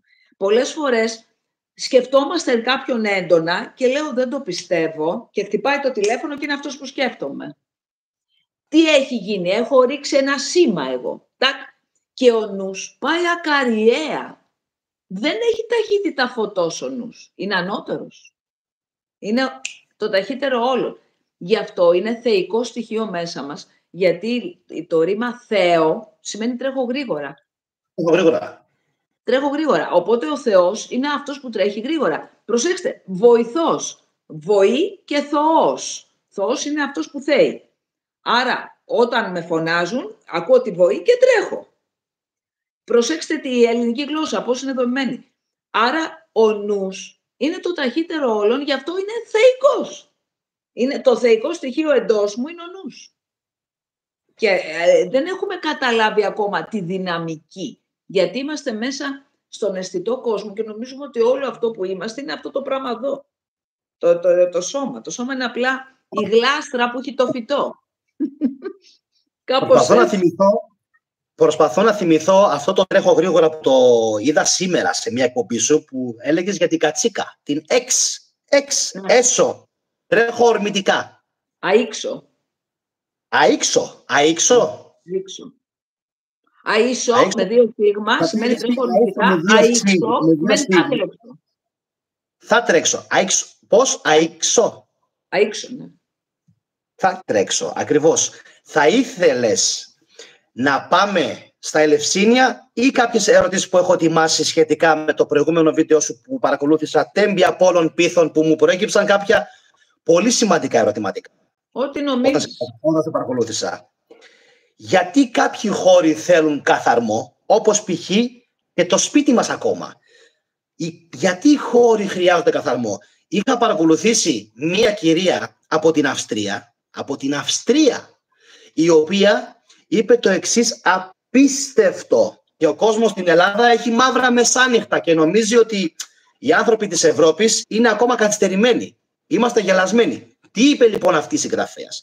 Ότι οι Βερβέρ της Αφρικής εξαγνίζουν τον χώρο με θυμίαμα κάθε φορά που στείνουν την τέντα παύλα οικία τους. Οπουδήποτε λοιπόν οι Βερβερίνοι, οι Βεδουίνοι της Βόρειας Αφρικής κάνουν εγκατάσταση για λίγο καιρό, αφού λοιπόν στήσουν αυτήν την τέντα λόγω προστασίας από τον ήλιο, θυμιατίζουν πάντα, λέει, τον χώρο για να τον καθαρίσουν και να τον εξαγνίσουν. Γιατί τόσο σοβαρά το παίρνουν? Όπως και οι αρχαίοι Ιουδαίοι είχαν μεγάλο κόλλημα με την καθαριότητα και με τον καθαρμό και με το μίασμα, όπως και οι αρχαίοι Έλληνες. Από πού πηγάζουν όλες αυτές τις πληροφορίες του καθαρμού? Πρόσεξε τώρα. Επειδή ο άνθρωπος δεν είναι μόνο σώμα, όπως είπαμε, είναι ψυχή και νους, αυτή η σκεπτομορφή του, αυτή η δόνηση της καρδιάς και του συναισθήματος είναι μία, όπως λέμε, σκεπτομορφή. Έτσι είναι και ένας καρδιακός παλμός που αποτυπώνει κάτι που βγαίνει στο εθερικό μας σώμα, όχι και αποτυπώνεται στο χώρο αυτό το πράγμα. Παραδείγματος χάρη, εάν εμένα το σπίτι μου έχει χτιστεί σε ένα μέρος που κάποτε έγινε ένας φόνος και εγώ δεν το ήξερα όταν πήρα αυτό το οικόπεδο, έτσι, για να χτίσω το σπίτι μου, αυτό έχει αφήσει ένα αποτύπωμα εθερικό. Αυτό το εθερικό αποτύπωμα πρέπει να καθαρθεί. Οι Έλληνες λοιπόν ξέρανε, για να καθαρίσουν αυτή την ενέργεια που πάει σαν γλίτσα και ακουμπάει απάνω στο αόρατο σαν γλίτσα το χώρο και τα πράγματα, ξέρανε τι τελετουργίες να κάνουν και κυρίως τι λόγια να πούνε. Είχανε τη θεουργία και τα λόγια. Η ορφική ύμνη, ας πούμε, είναι τρομερά σημαντική, γιατί ο καθένας κάνει μια συγκεκριμένη δουλειά, γιατί ο λόγος που εκφέρεται από εδώ δονεί τον εθέρα με τέτοιους κυματοπαλμούς που μπορεί αυτοί να κάνουν κάποια δράση ανάλογα τον ύμνο. Να ξέρετε, μια που το λέμε, ότι ο ύμνος Ηρακλέους, ο νούμερο 12 ο ορφικός, δεν είναι τυχαίο το 12, όπως λέμε 12 θεοί, είναι η δεκάς και η διάς. Η δεκάς είναι δεχάς, αυτή που δέχεται τη Θεία Ενέργεια. Και η διάς στους Πυθαγόριους είναι η κυρίως ύλη, είναι η ύλη, γιατί τα πάντα στην ύλη είναι αντίθετα, δηλαδή έχουμε τις αντιθέσεις, κρύο, ζέστη, δύο πράγματα, φως, σκοτάδι, δύο πράγματα, ζωή, θάνατος, δύο πράγματα. Η διάς λοιπόν είναι ο κόσμος των αντιθέσεων και στα μαθήματά μου για τους Πυθαγόριους, ας πούμε, που αναλύσαμε πάρα πολύ τη διάδα, εκεί πάθαμε πλάκα, γιατί εγώ παίρνω μία λέξη του ιαμβλήχου και την κάνω δαντέλα. Εκεί λοιπόν το ζουμί είναι ότι αυτό η διάς, που το 12 έχει το δεχάς, αυτό που δέχεται, και τη διάδα, είναι το πώς δέχεται η ύλη το θείον σπέρμα. 12, αυτή είναι η 12, αυτό είναι το 12. Ο ύμνος λοιπόν 12 του Ηρακλέους, που είναι το πρότυπο του ήρωος θεανθρώπου, ο οποίος εκθεώνεται, φεύγει και ξανάρχεται, αυτός είναι αποτρεπτικός του κακού, φίλοι μου. Δηλαδή, αποτρεπτικός του κακού, που σημαίνει ότι όταν το πω και ειδικά τους 3 τελευταίους στίχους, όταν τους επαναλάβουμε 3 φορές τον καθένα και στο τέλος να πούμε τη λέξη απόπεμπε που έχει ο ύμνος και κάνουμε απόπεμπε, απόπεμπε, απόπεμπε. Αυτό είναι μια δόνηση που εκπέμπουμε στον αέρα και λέει διώξε από μας το κακό. Αυτό, επειδή εμείς δεν μπορούμε να ξέρουμε τη θεουργία που κάνουμε, βάζουμε ένα απλό θυμίαμα, το οποίο ασυζητητή υπήρχε στη θεουργία, υπήρχε όμως κάποιο συγκεκριμένο άρωμα που θα κάνει αυτό, το οποίο δεν μπορώ να ξέρω εγώ. Ο ορφικός ύμνος του Ηρακλέους λέει τι θυμίαμα να βάλω. Γιατί ο κάθε ορφικός ύμνος έχει τη δικιά του οσμή. Ακριβώς. Γιατί έχει σημασία το θυμίαμα, προσέξτε τώρα. Ηράκλητος, εψυχέ, οσμόνται, καθαίδιν. Οι ψυχές στον Άδη οσμόνται. Τι είναι αυτό? Μυρίζονται μεταξύ τους, σύμφωνα με το είδος τους. Άκου τώρα. Πρώτον, ποιος είναι ο Άδης? Ο Άδης είναι εδώ. Ο κόσμος μας είναι ο Άδης. Γιατί είναι το υγρό και σκοτεινό σπήλαιο της μήτρας της μαμάς μου που θα μπω. Εντάξει, για να βγω εδώ πέρα στον κόσμο. Το έχω αποδείξει με 500 παραδείγματα ότι ο Άδης για τις ψυχές που είναι να ενσαρκωθούν είναι ο κόσμος μας. Κάτω εδώ. Ναι. Αν θέλετε, είναι αλφα-στερητικό και ειδήν, αυτός που δεν βλέπεις, γιατί όταν είσαι μέσα στην κοιλιά της μάνας σου δεν βλέπεις τι. Δεν βλέπεις, ακριβώς. Εντάξει. Και επειδή όταν γεννηθείς εδώ... Μια τελεία να πω ότι έφτασε η χάρη σου μέχρι τη Νότια Αφρική. Μόλις μας ήρθε μήνυμα ότι μας παρακολουθούν από τη Νότια Αφρική Έλληνες. Δεν υπάρχει. Τα φιλιά μας και την αγάπη μας. Πολύ ωραία. Από τώρα είναι η Ρούλα Παπά, η οποία γράφει καλησπέρα από South Africa. Πολύ ενδιαφέρον το πρόγραμμα. Και είναι πάρα πολλά τα μήνυματα, να ξέρεις. Καταιγιστικές οι ερωτήσεις, απλά πραγματικά η παρουσία σου είναι τέλεια και οι ερωτήσεις του κοινού είναι τέλειες, αλλά πραγματικά δεν υπάρχει χρόνος. Είναι απίστευτο αυτό που γίνεται σήμερα. Έχουμε χρόνο όσο θέλουμε. Έχουμε χρόνο όσο θέλουμε. Καλό ξημέρωμα. Εγώ, παιδιά, να ξέρετε, μου λέει ένας φίλος μου, βγάλτε στην πρίζα να σταματήσει. Εγώ είμαι εδώ, ό,τι μπορώ και ξέρω, να απαντήσω σε όλες τις ερωτήσεις. Είναι απίστευτο, πραγματικά. Σταμάτησαμε στο σημείο που έλεγες για τον Άδη, ότι ο Άδης είναι εδώ. Αλφα-στερητικό λοιπόν. Και ειδήν, δηλαδή, κοίταξε, όταν η ψυχή είναι απάνω και στα εθερικά πεδία, τι λέει πάλι κβαντική φυσική. Φανταστείτε ένα σεντόνι, βλέπε Δανέζη, τα λέει αυτά πολύ αναλυτικά, ένα σεντόνι το οποίο είναι το χωροχρονικό συνεχές. Δηλαδή δεν υπάρχει χρόνος, καταγερματισμός χώρος, είναι ένα ενιαίο. Όταν είναι να δημιουργηθεί μία μάζα, να εκδηλωθεί δηλαδή κάτι σε ζωή, φανταστείτε ότι πέφτει μια μπιλίτσα στο σεντόνι και κάνει ένα βαθούλωμα. Αυτό το λέμε καμπύλωση του χωροχρονικού συνεχούς. στην καμπύλωση του χωροχρονικού συνεχούς εκδηλώνεται η ζωή. Αυτό λοιπόν μοιάζει σαν ένα πηγάδι. Ελίτης, σε ένα βαθύ πηγάδι το έχουν κλειστό, μύρισε το σκοτάδι και ολιάβησο. Εψυχαίος μόντε καθαΐδιν. Ηράκλειτος σε νέα έκδοση. Λοιπόν, τι σημαίνει το οσμόντε τώρα? Δηλαδή, τι γίνεται με τις οσμές, δηλαδή μπορούμε να καταλάβουμε τις ψυχές των Άδη. Τι είναι οι οσμοί? Προσέξτε, δηλαδή στον κόσμο μας. Αυτός, ξαναλέω, ο κόσμος μας είναι ο Άδης. Τι είναι οι οσμοί? Τα 4 στοιχεία που είναι γη, πυρ, αΐρ, είδωρ, αυτά αντιστοιχούν σε 4 αισθήσεις. Το πυρ αντιστοιχεί στην όραση, γιατί αν δεν φωτιστεί κάτι εγώ δεν βλέπω. Ωραία. Το είδωρ αντιστοιχεί στη γεύση. Γιατί οι σιελογόνοι αδένες υγραίνουν την τροφή για να νιώσω τη γεύση. Αλλιώς δεν μπορώ να την πάω τσερί. Έχουν και τα ένζημα, οι σιελογόνοι αδένες, αμυλάση, πρωτεά. Δεν έχει υγρότητα για να καταλάβεις τη γεύση. Άρα το είδωρ αντιστοιχεί στη γεύση. Ο αΐρ αντιστοιχεί στην ακοή. Αν δεν δονηθούν τα μόρια του αέρα, δεν ακούγεται το τυμπανό μου, πρέπει να το δονήσουν τα μόρια του αέρα. Και η γη αντιστοιχεί στην αφή. Εντάξει, πιάνω κάτι στερεό, δεν μπορώ να πιάσω ούτε τον αέρα, ούτε το πυρ, ούτε το είδωρ, μου φεύγει. Τι μένει? Η όσφρηση. Πού αντιστοιχεί?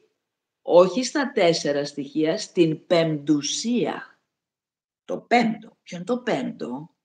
Ο αιθέρας. Τι είναι ο αιθέρας? Είναι η ζωτική ενέργεια του σύμπαντος κόσμου. Ναι. Και ποιος είναι στο κράτος του αιθέρος? Ο Δίας. Στον ορφικό ύμνο νούμερο 5, η πεμπτουσία είπαμε, στον ορφικό ύμνο νούμερο 5, που είναι ο ύμνος του αιθέρος, ο πρώτος στίχος λέει «Ο Διός υψημέλαθρον έχων κράτος σε ένα τηρές». Εσύ που κρατάς ακατάλητο το κράτος του Δία με τα ψηλά τα δώματα, τα νάκτορα. Άρα εκεί είναι το βασίλειο του Διός. Γιατί ο Δίας δίνει τη ζωή. Είναι ζήν, ο ζήν του ζηνός. Το ζήν είναι η ζωή. Άρα ο αιθέρας είναι η ζωή. Τέλος. Γιατί εκεί βασιλεύει ο ζήν. Άρα ποιος θα μου δώσει εμένα τη ζωή όταν έρχομαι κάτω εδώ πέρα και μπαίνω σε ένα σώμα? Ο φύλακας άγγελος που λέγεται αγαθός δαίμον και είναι το συνοδευτικό προστατευτικό μου πνεύμα. Πνεύμα, πνοή. Χωρίς αυτόν εγώ δεν έχω τη ζωή. Γι' αυτό όταν φεύγει η ψυχή από το σώμα λέμε παρέδωσε το πνεύμα. Το πνεύμα παίρνει την ψυχή πάλι πίσω.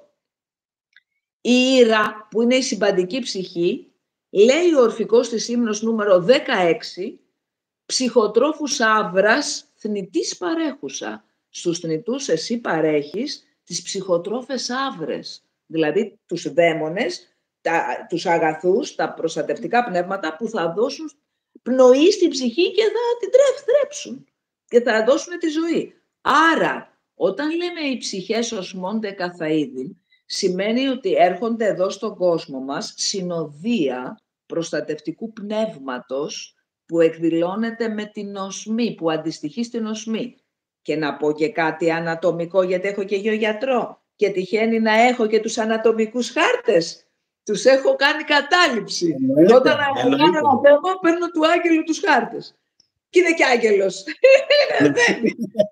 Λοιπόν, αυτός λοιπόν, όταν έλεξα εκεί την υπόφυση και την επίφυση, που έπαθα πλάκα μέσα στον εγκέφαλο, γιατί η επίφυση είναι το κονάριον, έτσι λέγεται, του Διονύσου στο θύρσο πάνω εδώ. Διόνυσος είναι ο Θεός του κόσμου μας.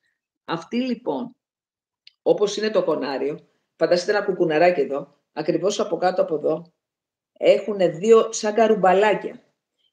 Και από κάτω πάλι άλλα 2 καρουμπαλάκια που λέγονται διδύμια αυτά. Το πρώτο πώς λέγονται?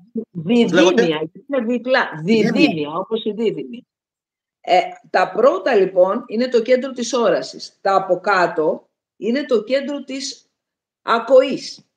Πάνω από το κονάριο εδώ πέρα, πάνω από το κονάριο, είναι ένα ύψιλον, ένα γιου αγγλικό, το οποίο λέγεται ηνία, όπως τα ηνία του αλόγου. Εκεί είναι το κέντρο της όσφρησης και έχει πάρει βραβείο, δεν θυμάμαι ποιος, Νόμπελ ιατρικής, που αποκάλυψε αυτό το πράγμα.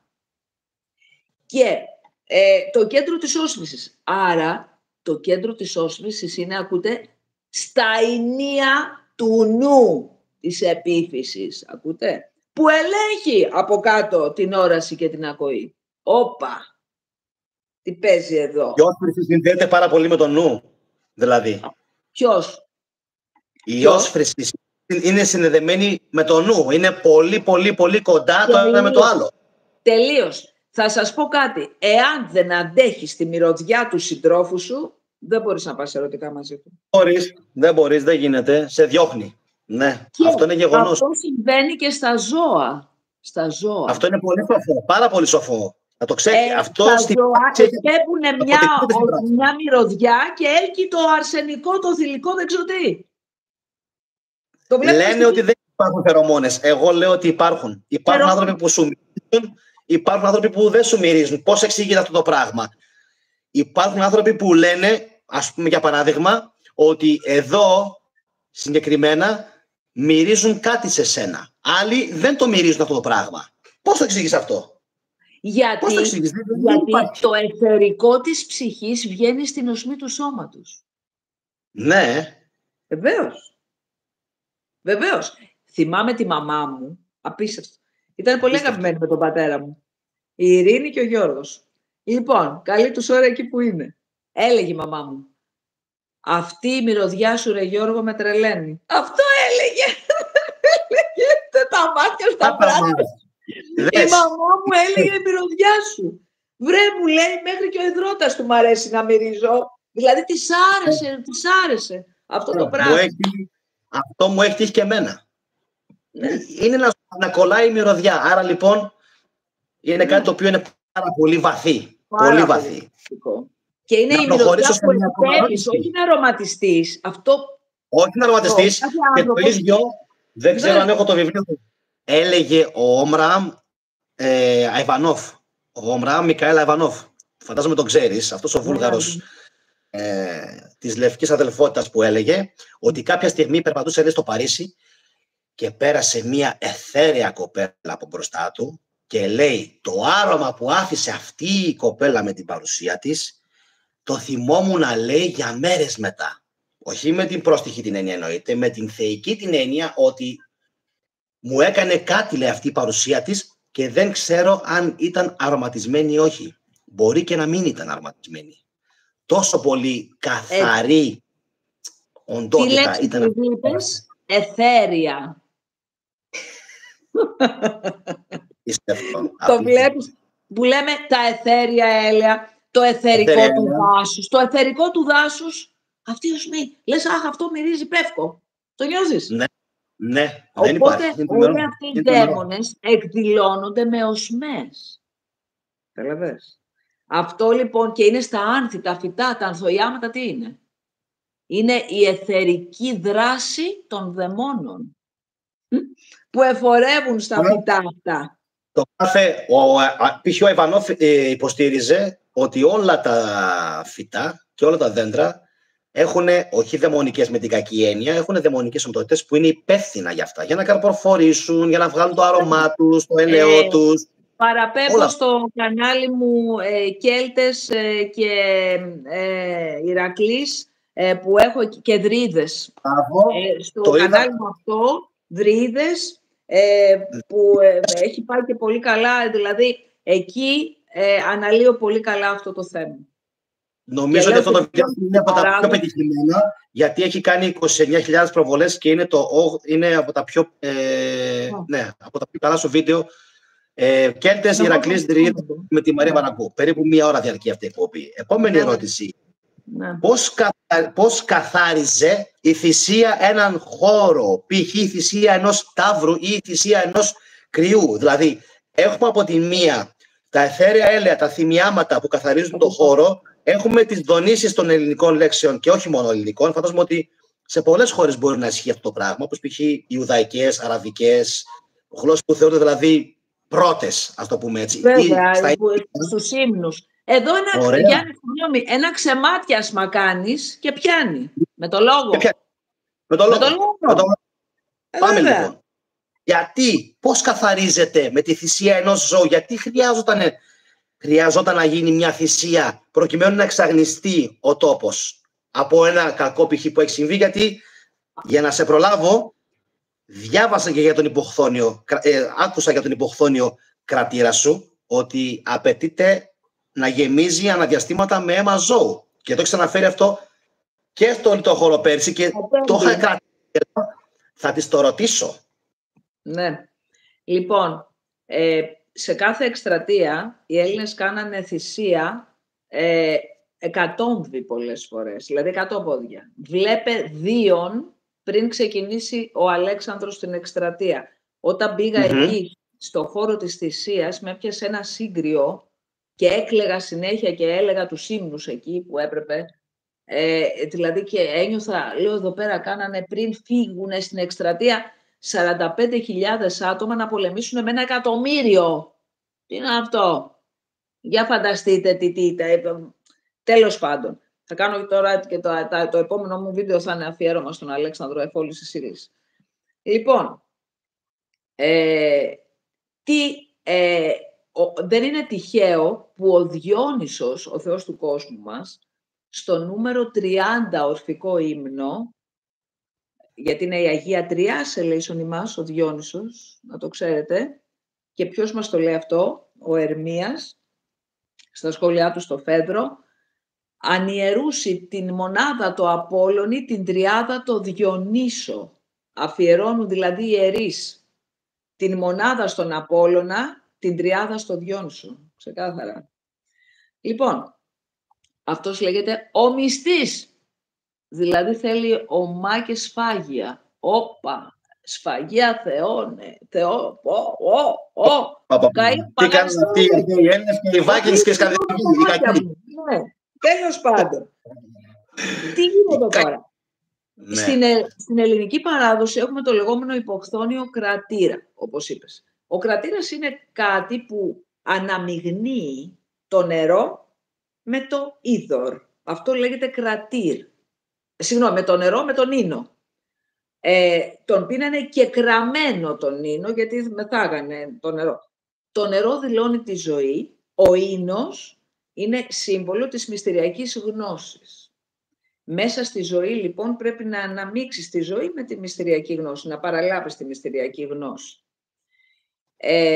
Ο υποχθόνιος κρατήρ είναι οι οντότητες θεϊκές, όχι σκοτεινές με την έννοια σατανό κατάσταση, έτσι, για να ξεκαθαρίζουμε.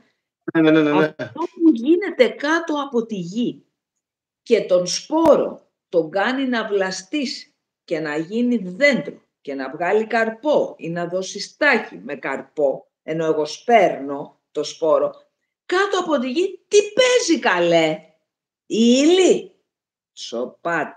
Ξαφνικά της την έδωσε της ύλης να βγάλει το συγκεκριμένο αυτό με τη συγκεκριμένη γεωμετρία, τη συγκεκριμένη, ας πούμε, DNA του κόκκου, του σταριού και δεν συμμαζεύεται. Προφανώς όλη αυτή η βλάστηση, η ανθοφορία, η καρποφορία εφορεύεται από δαιμονικές οντότητες, γιατί όταν λέμε δαίμον, για να ξεκαθαρίσουμε, στην αρχαία Ελλάδα, είναι πολύ σημαντικό αυτό να το ξεκαθαρίσουμε, είναι τα όντα μεταξύ θεών και ανθρώπων. Αυτό λέγεται δαίμον. Θα μπορούσαμε να τις πούμε αγγελικές, αλλά απλά παρεμβαίνει... Το αγγελικές έχει μέσα το αγγέλο, που σημαίνει ένα μήνυμα. Έχω ένα μήνυμα. Αλλά σαν λέξη είναι λάθος, αλλά όχι σαν όπως το έχουν παρουσιάσει οι χριστιανοί, ο χριστιανισμός. Δηλαδή, ναι, μεν οι χριστιανοί το λένε έτσι, π.χ. Γαβριήλ, όλα αυτά τα ονόματα τα οποία είναι εβραϊκής προέλευσης, έτσι, και ο Μιχαήλ. Αλλά σαν ουσίες, σαν οντότητες, ναι. Όπα. Θα σας ανεβάσω, αν θέλετε, στο τέλος, κείμενο του Οριγένη, μεγάλου πολέμιου του ελληνισμού, που γράφει κατά Κέλσον, ο οποίος είναι Έλληνας και έχει γράψει το κατά χριστιανών αληθή λόγο και τους κάνει μετακρεμιδάκια. Και αυτός απαντάει στον Κέλσο και γράφει το κατά Κέλσον. Από αυτό λοιπόν που γράφει ο Οριγένης κατά Κέλσον, ευτυχώς που το γράφει, γιατί αυτή η πληροφορία που θα σας πω, είμαι σίγουρη ότι υπάρχει στο 95% της ελληνικής γραμματείας που πήγε στην Πειραιά. Και εγώ δεν την ξέρω τώρα, ξέρω μόνο το 5%. Λέει λοιπόν ο Κέλσος ότι εσείς οι δισεβέστατοι εναπορρίτης, δηλαδή στα μυστήρια, γιατί απόρριτα είναι τα μυστήρια, τα Ελευσίνια, ονομάζεται, και το μυαρών σας διάγραμμα, άκουσον, δηλαδή έχετε ένα διάγραμμα μυαρό που έχει την κατάταξη των δαιμονικών οντοτήτων, ονομάζεται αρχάγγελον του Θεού. Ποιος είναι ο Θεός των Ελευσινίων, εναπορρίτης? Ο Διόνυσος. Μιχαήλ τον Λεοντοειδή. Ακούσατε τι είπα? Όπατης. Εγώ θα κάνω ειδικό βίντεο, το λέω πρώτη φορά στην εκπομπή σου, που θα αποδείξω περίτρανα τη σχέση του μύθου του Ορφέα που πάει στη Λέσβο με τον Μιχαήλ. Και θα πάτε πλάκα. Γιατί έχω βρει, συγκεντρώνω τώρα στοιχεία μέχρι γεωφυσική, μέχρι με τον Παπαμαρινόπουλο, μέχρι το φαινόμενο Λέσβος που είναι τελείως διαφορετικό από όλα τα άλλα νησιά. Και γιατί εκεί είναι ο Μιχαήλ του Μανταμάδος και γιατί μέχρι σήμερα γίνεται θυσία ταύρου από την Αγία Παρασκευή, το διπλανό χωριό, μέχρι εκεί στεφανωμένο και θυσιάζουν στον Διονυσίο. Θα πούμε, Ισχύει αυτό μέχρι σήμερα? Φυσικά. Η κολλητή μου φίλη στο Πολυτεχνείο, η Πινελόπη Μάτζαρη, μεγάλος τέλεχος εταιρείας τώρα, είναι από την Αγία Παρασκευή και μου τα έλεγε, και όταν είχα πάει το 2000, εκεί μου έλεγε για την πομπή αυτή, αλλά και πρόσφατα που πήγα, το κάνουν ακόμα βεβαίως.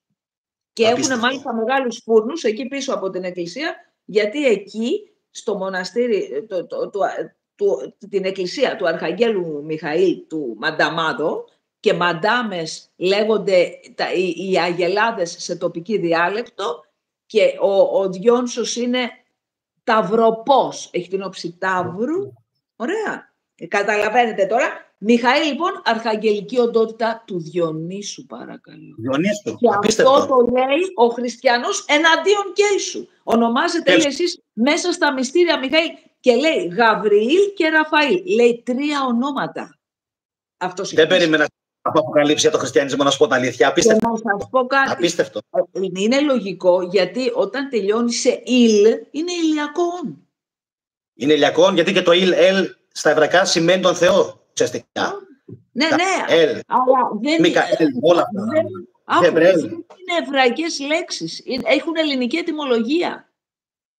Ναι, πήραν το ήλιος, πιστεύεις, δεν ξέρω αν πήραν με κάποιο τρόπο το ήλιος, το ηλ, και το βάλανε σαν δεύτερο συνθετικό στις λέξεις. Γιατί ο ήλιος είναι ο Θεός.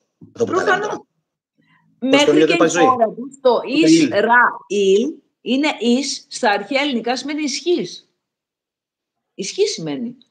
Και το ρα, όπως λέμε ρουά, σημαίνει βασιλιάς. Στα γαλλικά, οι Γάλλοι το έχουν πάρει από εκεί. Το ρα είναι μια ονομασία ελληνική για το είπα αυτό στο νου ότι κάτι παίζει με το όνομά τους, με το Ισραήλ. Αν και... Ισραήλ, ισχύς του βασιλέως Ηλίου, παρακαλώ. Ισχύς του βασιλέως Ηλίου. Στα Ισραηλινά, αυτό το Ισραήλ δεν έχει καμία απολύτως ετυμολόγηση και έχω φτάσει σε κάποια συμπέρασματα, όπως και εσύ, Μαρία, αλλά δεν θέλω ούτε εγώ σήμερα να τα πω ακόμα, γιατί ο κόσμος θα μπερδευτεί. Ας το αφήσουμε. Γιατί η σημαία τους είναι τον Ήγος Κηφιλώτης των Πυθαγορίων. Γιατί οτιδήποτε σύμβολο βλέπετε είναι ελληνικό, ελάς τα πάντα, Απολλώνιος Τιανές. Ελάς τα πάντα. Ναι. Να πω 2 πράγματα ακόμα. Να πω στους φίλους, γιατί πολλοί κόσμος έχει πει αυτή τη στιγμή, να κάνουν εγγραφή και στο κανάλι αυτό, την Θετική Δοπαμίνη, και στο δικό σου, που το είχα καρφιτσώσει στην αρχή της εκπομπής τέρμα πάνω. Θα το βρούνε στα σχόλια. Θα το καρφιτσώσω και μόλις τελειώσει η εκπομπή, Μαρία, στα μηνύματα, καρφιτσωμένο στα σχόλια δηλαδή, τέρμα πάνω. Επίσης, να πω το εξής. Είναι πολύ σημαντικό αυτό, γιατί αυξάνει το αλγοριθμός και αυτός ο λόγος, ο ελληνικός, μεταδίδεται σε όλο και περισσότερους.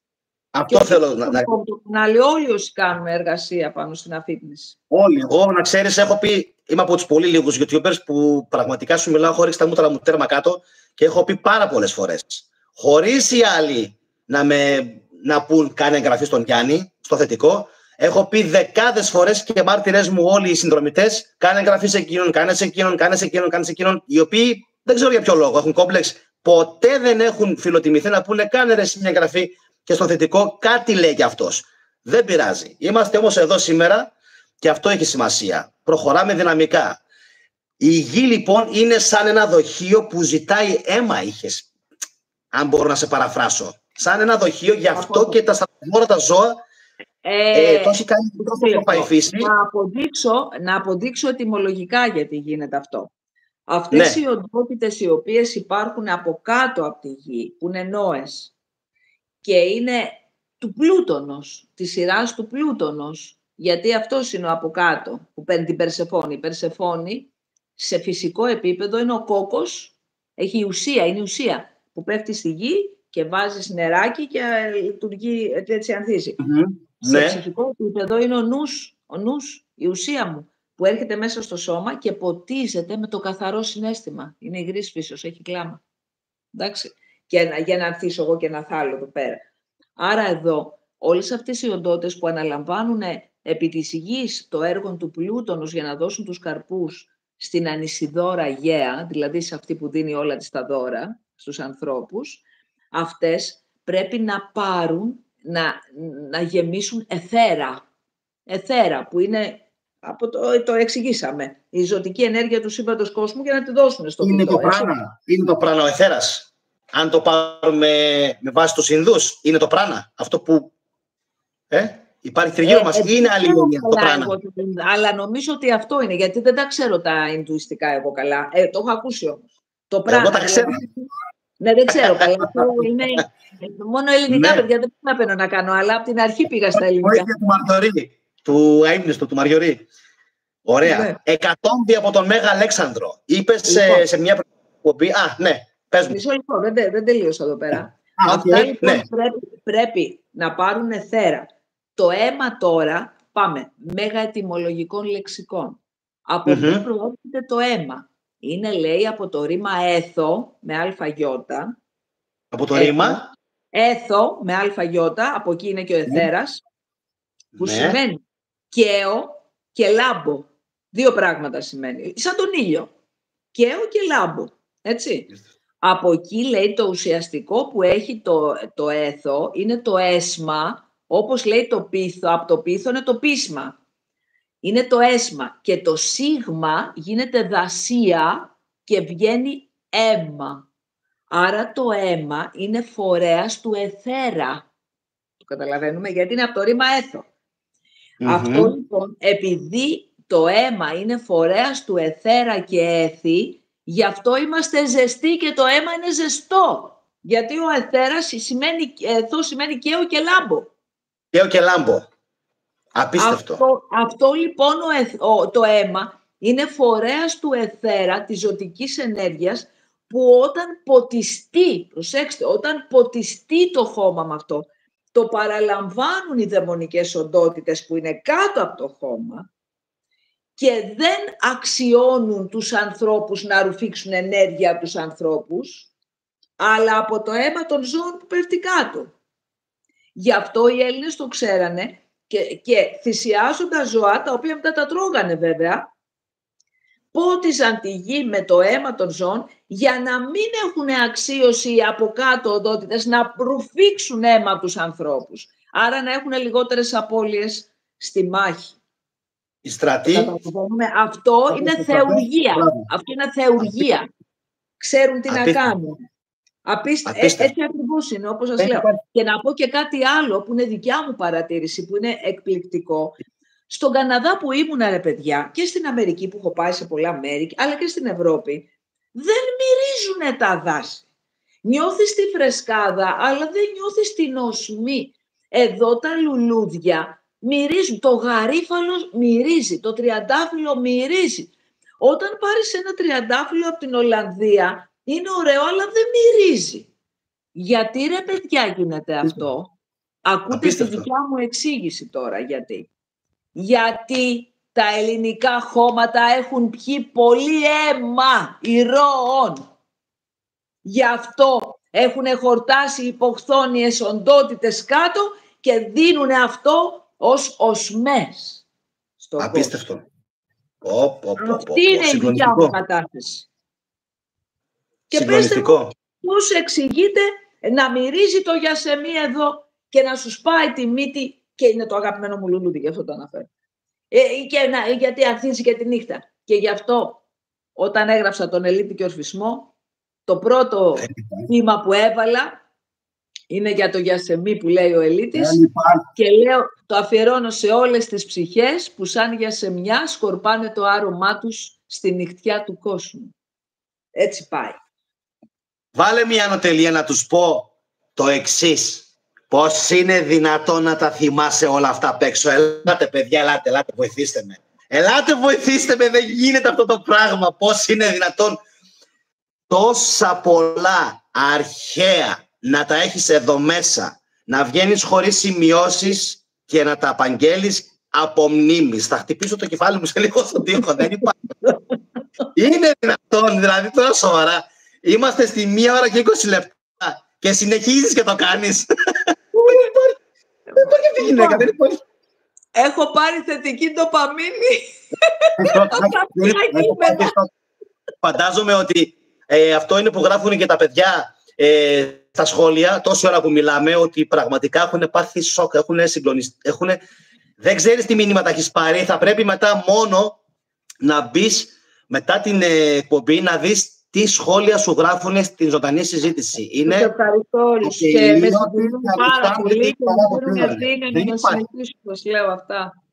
Ναι. Έχει μεγάλη μνήμη RAM, λέει η Ηλιάνα, που είναι 3 χρόνια στο κανάλι. Η Ηλιάνα μας είναι εκλεκτή φίλη του καναλιού και λέει έχει μεγάλη μνήμη RAM. Είναι τρομερό αυτό το πράγμα, δεν υπάρχει.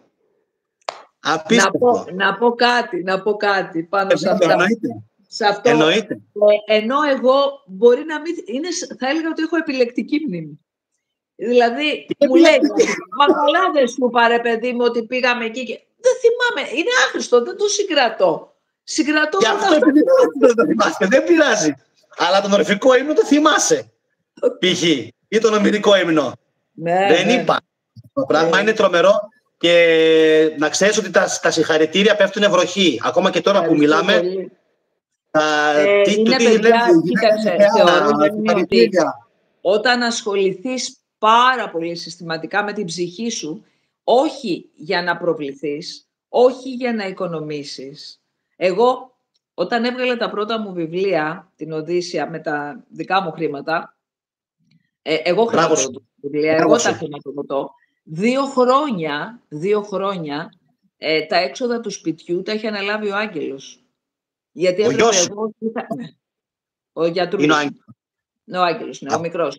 Γιατί δηλαδή εγώ πλήρωνα μόνο τους λογαριασμούς. Τα άλλα, τα φαγητά, όλα, τα ανέλαβε εκείνος για να πληρώσω εγώ τις εκδόσεις, για να έχω τον έλεγχο πλήρως των εκδόσεων. Και μου λέγανε κάποιοι φίλοι, θα βγάλεις τίποτα από αυτό. Λέω, δεν κατάλαβα. Εγώ έχω δώσει σε αυτά, όχι να βγάλω. Είσαι τρελή. Για τους λέω και εγώ για το κανάλι. Είναι δυνατόν να διαδοθεί το φως. Και όταν διαδοθεί το φως, μετά, εμένα, αν μου λέγανε ότι θα εξαντλούνται τα βιβλία μέσα σε 1 χρόνο και τα Ελευσίνια Μυστήρια σε 4 μήνες θα βγαίνανε δεύτερα σε πωλήσεις στην Ελλάδα και θα έπαιρνα από το public σημείωμα ότι είσαστε δεύτερα σε πωλήσεις στην Ελλάδα, λέω τι είναι αυτό. Με το που βγήκαν τα Ελευσίνια μέσα στον κοροναϊό, έτρεξε ο κόσμος να τα πάρει. Δηλαδή, έχω συγκινηθεί τόσο πολύ και λέω, το σύμπαν στο επιστρέφει αυτό. Γιατί δεν έχεις άλλο στο μυαλό σου, ας πούμε. Το θέμα είναι να αξιωθείς σαν υπηρέτης του φωτός. Να είσαι μια εργάτρια μέλισσα του λόγου. Σήμερα το μεσημέρι, να σε διακόψω, σήμερα το μεσημέρι έλεγα αυτό ακριβώς το πράγμα στα παιδιά, στα μέλη του καναλιού, ότι ποτέ δεν έχω δει το κανάλι εγώ, ούτε για τα οικονομικά, ούτε για τίποτα. Εννοείται ότι ως YouTubers, ό,τι σου δώσει ο κόσμος, χαίρεσαι για αυτό το πράγμα και τους έχω πει ένα πράγμα, μια υπόσχεση, και εδώ είναι βασικά, τι να σου πω τώρα, ό,τι μου κάνουν τα μέλη από δωρεές και οτιδήποτε, γίνεται αυτό. Θα γίνει βιβλίο. Χαίστηκα εγώ για μένα, Για τα λεφτά. Ούτε που με νοιάζει. Και με ξέρουν ότι εγώ έτσι μιλάω, έτσι εκφράζομαι. Αυτός είναι ο Γιάννης, αυτή είναι η Μαρία. Εγώ έτσι είμαι. Δεν με νοιάζει τι θα γίνω εγώ. Θέλω να υπάρχει παρακαταθήκη για τους επόμενους. Αυτή είναι η μανία μου. Είναι η θέλω μου. Όταν λοιπόν το συλλαμβάνει, το παίρνει το σύμπαν αυτό το μήνυμα, σου δίνει χαρίσματα. Μνήμη Ράμ, ας πούμε. Μνήμη Ράμ, ας πούμε. Που λέει και η Ηλιάνα πριν από λίγο. Έτσι ακριβώς, δεν υπάρχει. Να σε ρωτήσω κάτι ακόμα τώρα που είμαστε πάρα πολύ ζεστοί.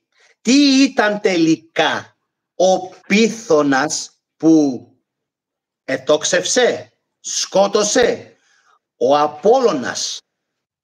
Γιατί έκανες ένα πάρα πολύ ωραίο βίντεο για τα τέμπη. Και επίσης αυτή η λέξη τέμπη, τύμβος, που είναι ομαδικός τάφος όπως έχουμε πει, συνδέεται με τη λέξη temple στα αγγλικά. Πολύ ετυμολογικά. Γιατί τα τέμπη μπορεί να είναι τέμπη, αλλά πώς μπορεί να υπάρχει ετυμολογική συγγένεια? Γιατί οι Άγγλοι ξέρουμε ότι ό,τι έχουν πάρει σχεδόν είναι είτε από τους Αγγλοσάξονες, είτε από τους Σκανδιναβούς, είτε από τους αρχαίους Έλληνες. Σωστά. Δεν υπάρχει διαφορετικά. Η λέξη Stein στα γερμανικά έγινε stone. Και πολλές άλλες χιλιάδες λέξεις. Πάρα πολλές νορβηγικές, πάλι το ίδιο. Άρα ουσιαστικά τα αγγλικά είναι ένα τεράστιο κράμα 3 ευρωπαϊκών γλωσσών. Εντάξει, σουηδικά, που είναι οι Νορβηγοί που πήγαν εκεί, οι Vikings και οι Δανείοι, τα γερμανικά και φυσικά τα ελληνικά. Και μάλιστα ομηρικά επίτρεψε μου να πω. Μάλιστα ομηρικά επίτρεψε μου να πω. Ομηρικά, βέβαια, εννοείται. Έκανα μαθηματάκια σε παιδιά. Θα το πω. Έκανα μαθηματάκια δωρεάν σε παιδιά και έπαιρνα πρώτη γυμνασίου τώρα, και ήταν πολύ ενδιαφέρον. Και τους έπαιρνα την αλφα ραψοδία της Οδύσσιας και τους 10 πρώτους στίχους, 11, και λέω βρέστε τώρα τα ελληνικά που λέμε σήμερα και τα αγγλικά. Και όταν είδανε μέσα εκεί το poses, που είναι το boss στα αγγλικά, και το daughter που είναι θυγατέρ, και γι' αυτό είναι Daughter. Ναι, και αυτό το Daughter μεταξύ, μια χαρά σανσκριτικό γίνεται Daughter, δηλαδή καταλαβαίνεις ότι τα αγγλικά κάτι έχει παίξει, στα αγγλικά. Γιατί δεν θέλω να, επειδή πάρα πολλοί κόσμος προσβάλλεται και εγώ με τα Ινδοευρωπαϊκά, γιατί εγώ τους έχω εξηγήσει. Για μένα δεν υπάρχουν Ινδοευρωπαϊκά, υπάρχουν Ινδοελληνικά. Πρόσεξε, Χατζηγιαννάκης, παρένθεσης, πάλι χημικός μηχανικός, μηχανικά. Το ξέρω, είναι κορυφαίος. Έχω προτείνει πάρα πολλές φορές να τον δούνε στο κανάλι και ο κόσμος τον παραδέχεται. Πάρουμε τα κρεμμυδάκια ο Χατζηγιαννάκης. Ο άνθρωπος είναι έτυφωτος μπροστά και πολλές φορές παρακολουθώ και λέω, είναι οι στιγμές που λέω, τώρα σε έχασα. Τώρα σε έχασα. Πριν λίγο σε είχα. Πού πήγες τώρα? Δηλαδή, το δίγαμα ειδικά, κάθεται ο τύπος και κεντάει, ο άνθρωπος είναι έτυφωτος μπροστά. Και έχει αποδείξει ότι επίτρεψέ μου, είναι μαθηματικός νους. Τελεία. Ναι. Τα μαθηματικά είναι έτσι. Οπότε, προσέξτε, ποιος αποκωδικοποίησε τη γραμμική Β? Ο Μάικλ Βέντρις. Τι επάγγελμα? Αρχιτέκτον, άλλος μηχανικός. Ναι, άρα κάτι γίνεται. Όταν στο Πολυτεχνείο μας μαθαίνουν, το μυαλό μας είναι σαν ένα μολύβι που το βάζει στην ξύστρα. Έτσι γίνεται στο Πολυτεχνείο. Οπότε όταν ένας μηχανικός ασχοληθεί με τέτοια θέματα είναι ιδιαίτερη προσέγγιση. Δεν μπορεί να δημιουργηθεί, ας πούμε, ένας φιλόλογος. Δεν μπορεί να σκεφτεί έτσι όπως ένας μηχανικός. Αυτό είναι.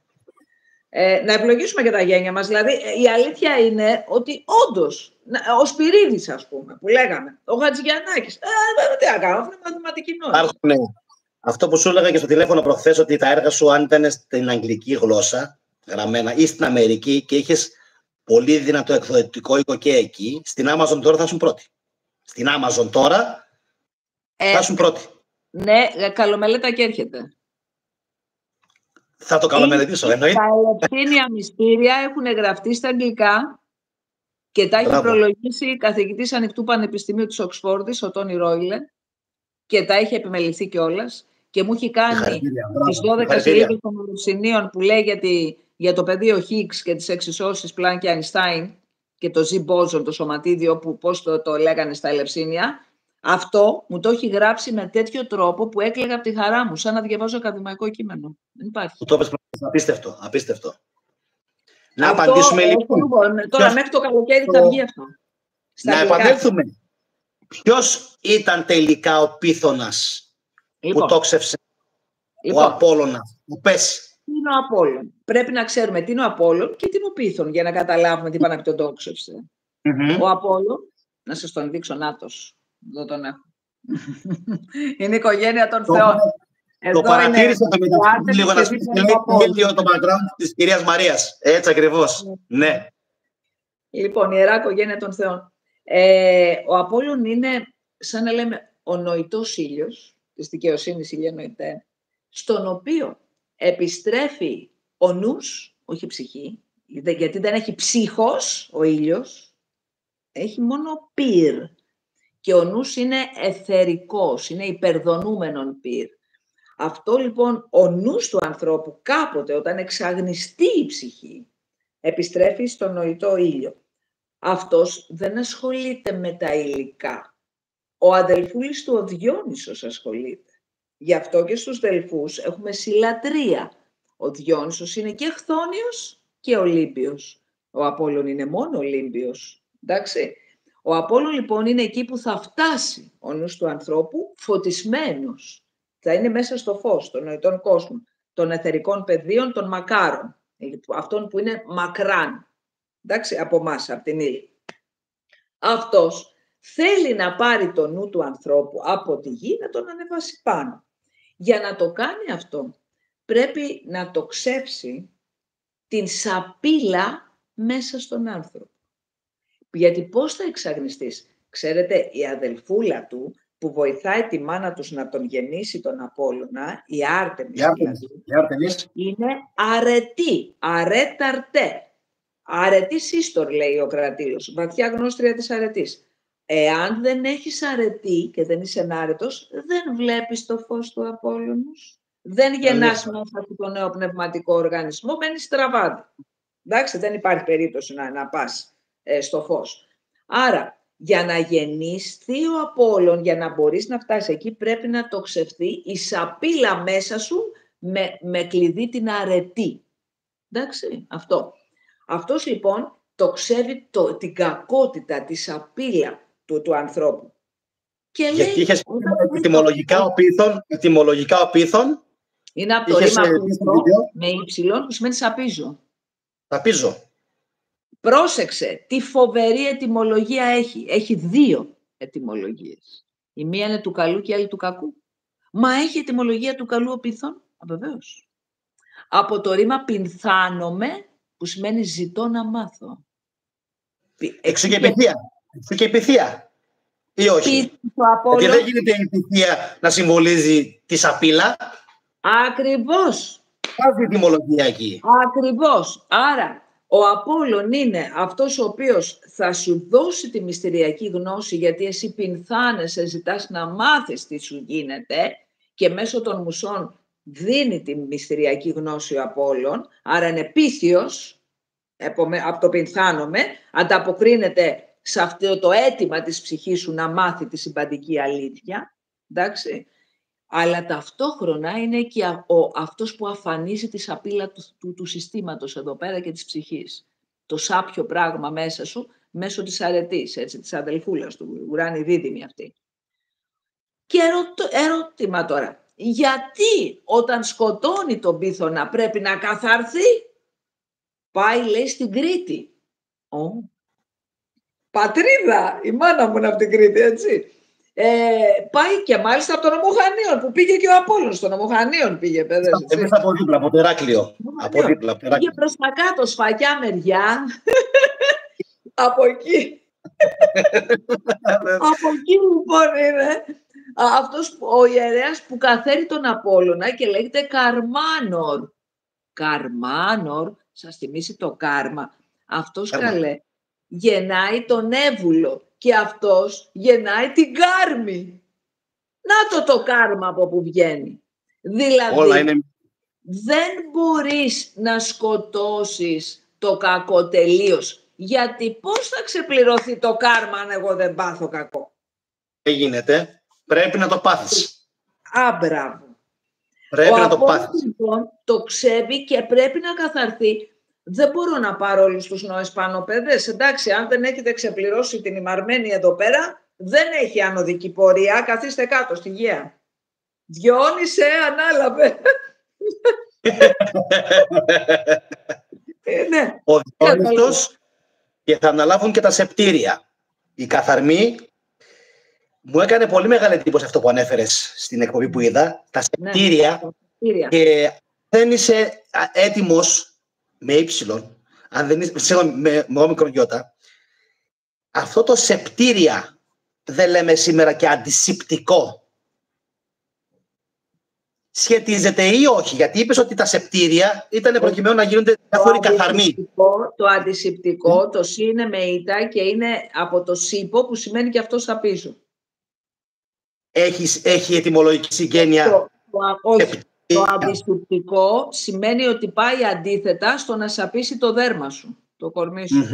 Γιατί αν το μικρόβιο το φάει θα σαπίσει. Αυτό το σιπτ έχει συγγένεια από τα σεπτήρια. Όχι το σεπτ, σεπτήρια.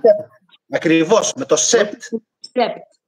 Λοιπόν, αυτό το σίγμα πολλές φορές γίνεται από τη δασία. Το ξέρετε αυτό. Λέμε ας πούμε υπέρ, σούπερ. Σούπερ. Πάει η δασία του ύψιλον γίνεται σίγμα. Αυτό συμβαίνει και στα ελληνικά. Λέμε σεπτός, ο σεβαστός. Γιατί αυτό είναι από το 7. Η επτάς που έχει δασία το 7 γίνεται σίγμα μπροστά και γίνεται σεπτάς. Σεβαστός. Λοιπόν, τι ονομάζουν οι Πυθαγόροι επτάδα? Άμα πας στον Ιάμπλιχο, θεολογούμενα της αριθμητικής, θα δεις ότι η επτάς λέγεται, κρατηθείτε, Αθηνά. Γιατί? Η επτάς λέγεται Αθηνά. Γιατί λέει είναι αμήτωρ και παρθένος. Δηλαδή, μέσα στη δεκάδα, το 7, είναι ο μόνος αριθμός που δεν γεννάει άλλους, είναι παρθένος. Δηλαδή, δεν είναι σαν το 2 που γεννάει το 4, το 6, το 8, το 3 γεννάει το 6, το 9, το 5 γεννάει το 10, το 4 γεννάει το 8, 2 επί 8. Δεν γεννάει άλλους, το 7 δεν γεννάει. Το 1 γεννάει τα πάντα. Εντάξει, το 1 γεννάει τα πάντα. Η μονάδα, ας πούμε, κοσμικός γεννάει τα πάντα. Η επτάς είναι παρθένος λοιπόν γιατί δεν γεννάει το 7 άλλον αριθμό μέσα στη δεκάδα και αμήτωρ γιατί δεν έχει μητέρα, γιατί δεν γεννιέται από κανέναν αριθμό. Γιατί το 4 γεννιέται από το 2, το 6 από το 2 επί 3, το 8 από το 2 επί 4 κτλ.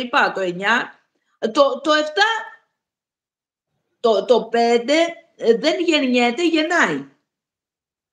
Το βλέπεις. Άρα όλοι οι αριθμοί ή θα γεννάνε ή θα γεννιούνται και τα δύο. Το 7 ούτε γεννιέται ούτε γεννάει. Και ερχόμαστε τώρα. Πολύ ωραία, λέγεται Αθηνά. Και τι παίζει με την Αθηνά και το σεπτήρια και τέτοια εδώ πέρα που λέμε? Πρόκλος. Ύμνος εις Αθηνάν. Πολύμητην. Ύμνος του Πρόκλου. «Η την όλην ημαρμένη κινούσα και ποδηγετούσα τα ποιήσεις αυτής».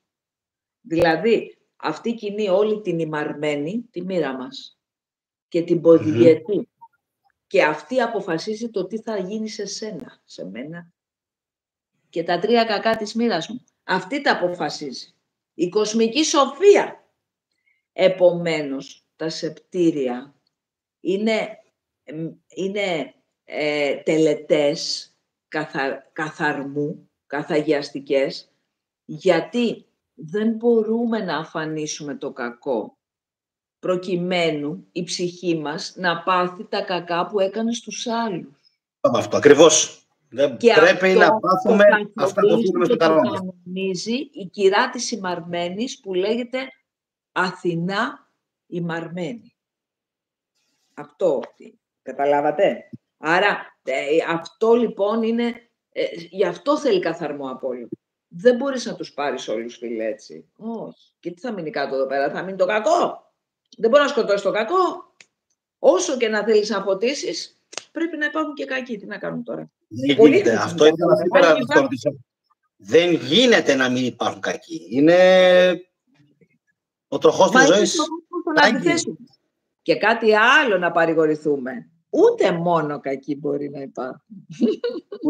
Ούτε μόνο κακοί. Έτσι ακριβώς. Έτσι ακριβώς. Δεν γίνεται η νέα τάξη πραγμάτων. Πλανάτε πλάνη νικτράν. Αν νομίζει ότι θα υπάρχουν μόνο βλαμμένοι, τυφλωμένοι, αποφαυνωμένοι και όλοι αυτοί. Θα υπάρχουν και αφυπνισμένοι και φωτισμένοι και δεν μπορεί να τις αφανίσει. Πώς θα γίνει δηλαδή. Ναι. Ό,τι και να κάνουν. Ναι. Και αυτό το σεπτήρια... Ερώτηση. Το σέπτιμους στα λατινικά δεν σημαίνει 7. Νομίζω ότι στα λατινικά έμεινε λίγο πιο κοντά στο έτοιμο, στην αρχική του ρίζα. 7 σημαίνει. Ναι, μπορεί. Ναι, δεν το ξέρω λατινικά. Εγώ ήμουν του πρακτικού. Υπήρχε μια πάρα πολύ ωραία ερώτηση που την έκανε στην προηγούμενη εκπομπή ο άνθρωπος που κάνατε μαζί την Ελευσίνα Μυστήρη. Ο Ταξιάρχη. Ο Ταξιάρχη. Σε ρώτησε πόσο αρχαία είναι τα Ελευσίνα Μυστήρια και απάντησες από την εποχή των πελασγών και της Αιγιίδας. Είτε με τη σταδιακή καταβήθηση είτε όχι. Εγώ αυτό που θέλω να ρωτήσω, γιατί έχω ασχοληθεί και παραπάνω και με τις Μεσοποτάμιους και βλέπω ότι τα πολύ πολύ παλιά χρόνια έχουμε μια λανθασμένη εντύπωση ότι σώνει και καλά στη Μεσοποταμία δεν πρέπει να ζούσαν Έλληνες αλλά Άραβες. Και δεν μπορώ να καταλάβω γιατί το έχουμε πάρει αυτό. Τι θέλω να πω. Γκιομπέγκλι Τέπε. Το Γκιομπέγκλι Τέπε και ξένοι συγγραφείς και Έλληνες και ο Ναυσίνος υποστηρίζουν ότι είναι συνδεδεμένο και οι Τούρκοι σήμερα αρχαιολόγοι με τον Σύριο και ότι πολύ πιθανόν να μην έχει καμία σχέση ούτε με Μεσοποτάμιους, ούτε με Χαλδαίους, ούτε με Πέρσες, ούτε με Άραβες, ούτε με Εβραίους, αλλά ότι οι πρώτοι κάτοικοι που κατοικούσαν σε εκείνη την περιοχή, στο Γκιομπέγκλι Τέπε, ίσως είχαν σχέση με τους αρχαίους Έλληνες πελασγούς. Αρχαία πανάρχια φύλλα. Πώς είναι αυτό στη Μεσοποταμία. Το Γκιομπέγκλι Τέπε είναι τα μεγαλυθικά που έχουν βρεθεί στην νοτιοανατολική Τουρκία και είναι τεράστια, είναι σε λόφο, αυτό θα πει τεπέ, τεπέ σημαίνει λόφος. Οι αρχαιολόγοι έχουν βρει μόλις το 10% και έχουν ξεθάψει. Είναι απορίας άξιων πώς χτίστηκαν αυτά τα μεγαλυθικά. Αλλά αυτό που έκανε πιο πολύ μεγάλη εντύπωση σε όλους είναι ότι υπάρχουν και φαλικά σύμβολα, υπάρχουν συγγένειες με αγάλματα που έχουν βρεθεί στη Λάρισα στην Ελλάδα. Ο κόσμος αυτά δεν τα ξέρει. Και λες ας πούμε, στην προηγούμενη εκπομπή, είναι λες τόσο παλιά όσο και η πελασγή της Αιγιίδας. Άρα, αυτά τα μυστήρια πρέπει να είναι... Ο Γουδής τα λέει αυτά που έχει κάνει την απίστευτη μελέτη. Που τον έχω πόσο αρχαία μπορεί να είναι. Δηλαδή, ο Γουδής πώς έφτασε στο γεγονός να σκεφτεί ότι τα μυστήρια μάλλον είναι χιλιάδων ετών. Και ότι συνεχίστηκαν και ότι μόνο με την επικράτηση δυστυχώς ή ευτυχώς του χριστιανισμού σταμάτησαν τα μυστήρια ή αναβλήθηκαν ή γίνονται κρυφά από όσο μας λένε. Αλλά την εποχή που αναφέρονται οι αρχαιολόγοι για το Γκιομπέγκλι Τέπε, που είναι πανάρχια, ήταν κανονικά κοινά προσβάσιμα σε πολύ μεγάλο κόσμο. Γιατί μιλάμε για έναν λόφο, ο οποίος σήμερα έχει ανασκαφεί μόλις το 10%. Τίποτα. Ναι. Και βλέπουμε ότι υπάρχουν αστερισμοί. Υπάρχουν σύμβολα φαλικά που ξέρουμε όλοι τι σημαίνει αυτό. Δεν είμαστε χαζοί. Καρναβάλια, τα βλέπουμε σήμερα. Όλα λοιπόν μας δείχνουν ότι η παρουσία των Ελλήνων σε αυτή την περιοχή της Λεκάνης Μεσογείου πρέπει να έχει δίκιο ο Γουδής. Πρέπει να είναι χιλιάδων ετών η παρουσία μας. Και θεωρώ ότι ασυζητητοί οι Έλληνες έχουν σχέση με το Σύριο. Έχουμε. Με το Σύριο. Αν θέλεις, και η λέξη, όταν βρήκα ένα χαρακτηρισμό του Συρίου, ξέρετε πώς λέγεται ο Σύριος, ο Πλούταρχος μας το λέει, Μέρη, με αλφαγιώτα ροήτα, όπως Μαρία Μέρη. Μέρη, αλήθεια. Και θα σας πω, και λέγεται Μέρη ή Μέρα, με αλφα στο τέλος. Μέρη ή Μέρα. Δεν είναι τυχαίο που Μέρα λεγότανε ο σκύλος του Ικάριου, που ήταν ο πατέρας της Ηριγόνης, στον οποίο ο Διόνυσος δίδαξε την καλλιέργεια του ίνου στην περιοχή που σήμερα στην Αττική λέμε Διόνυσο. Αυτά τα αναλύω πάρα πολύ καλά μέσα στο βιβλίο μου Διόνυσος, που θεωρώ το πιο βαθύ σε γνώση βιβλίο απ' όλα. Γι' αυτό και είναι εξαντλημένο. Πρώτα τα Ελευσίνια, ναι. Ο Διόνυσος είναι δύσκολο βιβλίο, θέλει μελέτη, δεν το διαβάζεις έτσι άνετα. Τα Ελευσίνια τα διαβάζεις πιο άνετα. Τα Ελευσίνια προήλθαν από τον Διόνυσό μου, ως ένα κομμάτι της λατρείας του. Αλλά ο Διόνυσος... Αυτό λοιπόν δεν είναι τυχαίο που, προσέξτε, ο σκύλος της Ηριγόνου, μήπως είναι ο αστέρας του Μεγάλου Κοινός, λέμε. Ο Σύριος, που λέγεται και Μέρα, και μας το λέει και ο Πλούταρχος, ότι λέγεται Μέρη, είναι από το ρήμα μαρμέρο, με αλφαγιώτα, με το με, μαρμέρο. Λάμπο. Μπράβο, αστραποβολό. Εξού και μάρμαρο.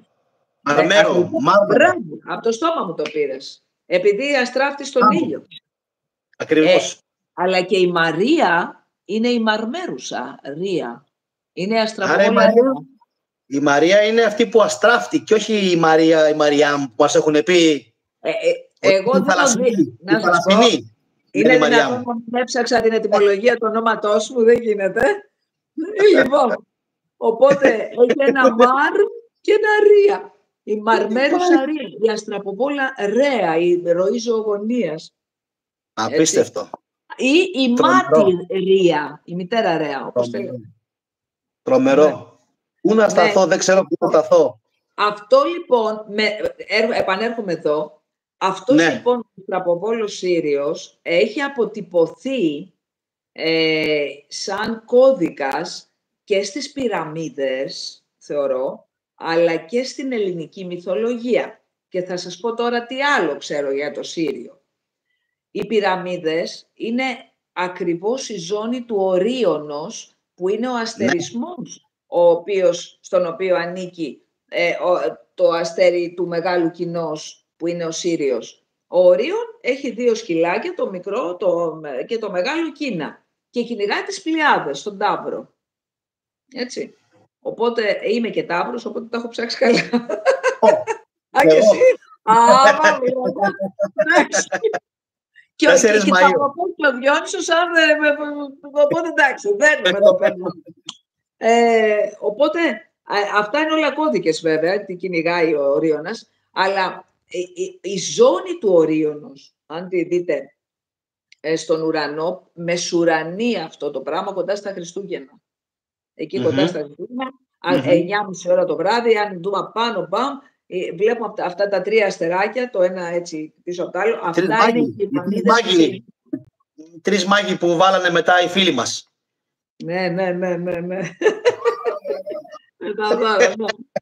Ξέρεις τι θα γίνουμε με τον χριστιανισμό, άστο. Δεν θέλω να με βλέπουν μπροστά τους. Όπου με βλέπουν, φεύγουν. Οι φίλοι μου όταν ακούνε τέτοια, να λέω τέτοια, ας πούμε, φεύγουν. Αλλά τώρα τελευταία κάτι γίνεται. Αν εγώ όμως πω ότι είναι παγανίστρια, αλλά δέχομαι τον Μιχαήλ, θα με πούνε τρελή αυτή της Μιχαλούς χρωστά. Πού να εξηγήσεις τώρα, να τους εξηγείς, να τους πεις αυτά τα πράγματα. Άστο. Ότι Λοιπόν, υπάρχει σοφία από λοιπόν, πίσω. η ζώνη του Ορίων εκεί για να σηματοδοτήσει την καταγωγή των Ελλήνων και προσέξτε, Φαραώ. είναι Ναι. φάος ρα του βασιλέως Ωμέγα, του Μεγάλου Βασιλέως. Το φάος, το φως του Μεγάλου Βασιλέως. Τι γίνεται με αυτό τώρα? Θέλω να σου κάνω μια ερώτηση. Αφού η λέξη Φαραώ δεν είναι ελληνική, θα έπρεπε να γράφεται κανονικά με ωμέγα, όπως και η λέξη Ιεχωβάς θα έπρεπε να γράφεται κανονικά με όμικρον, αλλά γράφεται και αυτή με ωμέγα. Όπως και στο Αλλάχ υπάρχουν 2 λάμδα αντί για 1. Και εγώ πιστεύω ότι ο νομοθέτης δεν είναι χαζός. Ξέρει πάρα πολύ καλά για ποιο λόγο κάνει κάποιες συγκεκριμένες τοποθετήσεις γραμμάτων. Δεν μας ενδιαφέρουν φυσικά, γιατί κάποια είναι και από αλλοεθνείς, αλλά έχει σημασία ότι κάτι παίζει. Υπάρχει μια σύνδεση. Πώς του είπε ότι επειδή είναι ωμέγα δεν είναι ελληνικό, επειδή είναι κατάληξη ωμέγα? Ο Τινδάρεο, ο μπαμπάς της Ελένης και των Διοσκούρων, είναι με ωμέγα. Ο Τινδάρεο, μπράβο, με ωμέγα. Ήψιλον, μπράβο, ήψιλον και ωμέγα. Ο Τινδάρεο. Οπότε γιατί να μην είναι ελληνικό το Φαραώ, δεν κατάλαβα. Υπάρχουν κάποιοι που υποστηρίζουν ότι σώνει και καλά οι ξένες οι λέξεις ή αυτές που ακούγονται ξενικές πρέπει να γράφονται ή με γιώτα ή με όμικρον και τέλος. Και αυτό είναι. Ναι. Υπάρχει σύνδεση με την Αίγυπτο. Ακριβώς. Υπάρχει σύνδεση των Ελευσινίων μυστηρίων με τα μυστήρια της Αιγύπτου. Έχουμε μια άκρη. Γιατί τόσο στενά, το κοντά γεωγραφικά όρια, Ελευσίνα, Αίγυπτο, και να μην είχαν καμία απολύτως συγγένεια, το αποκλείω. Εννοείται ότι έχουν, και αυτό το αποδεικνύει ο Φουκάρ,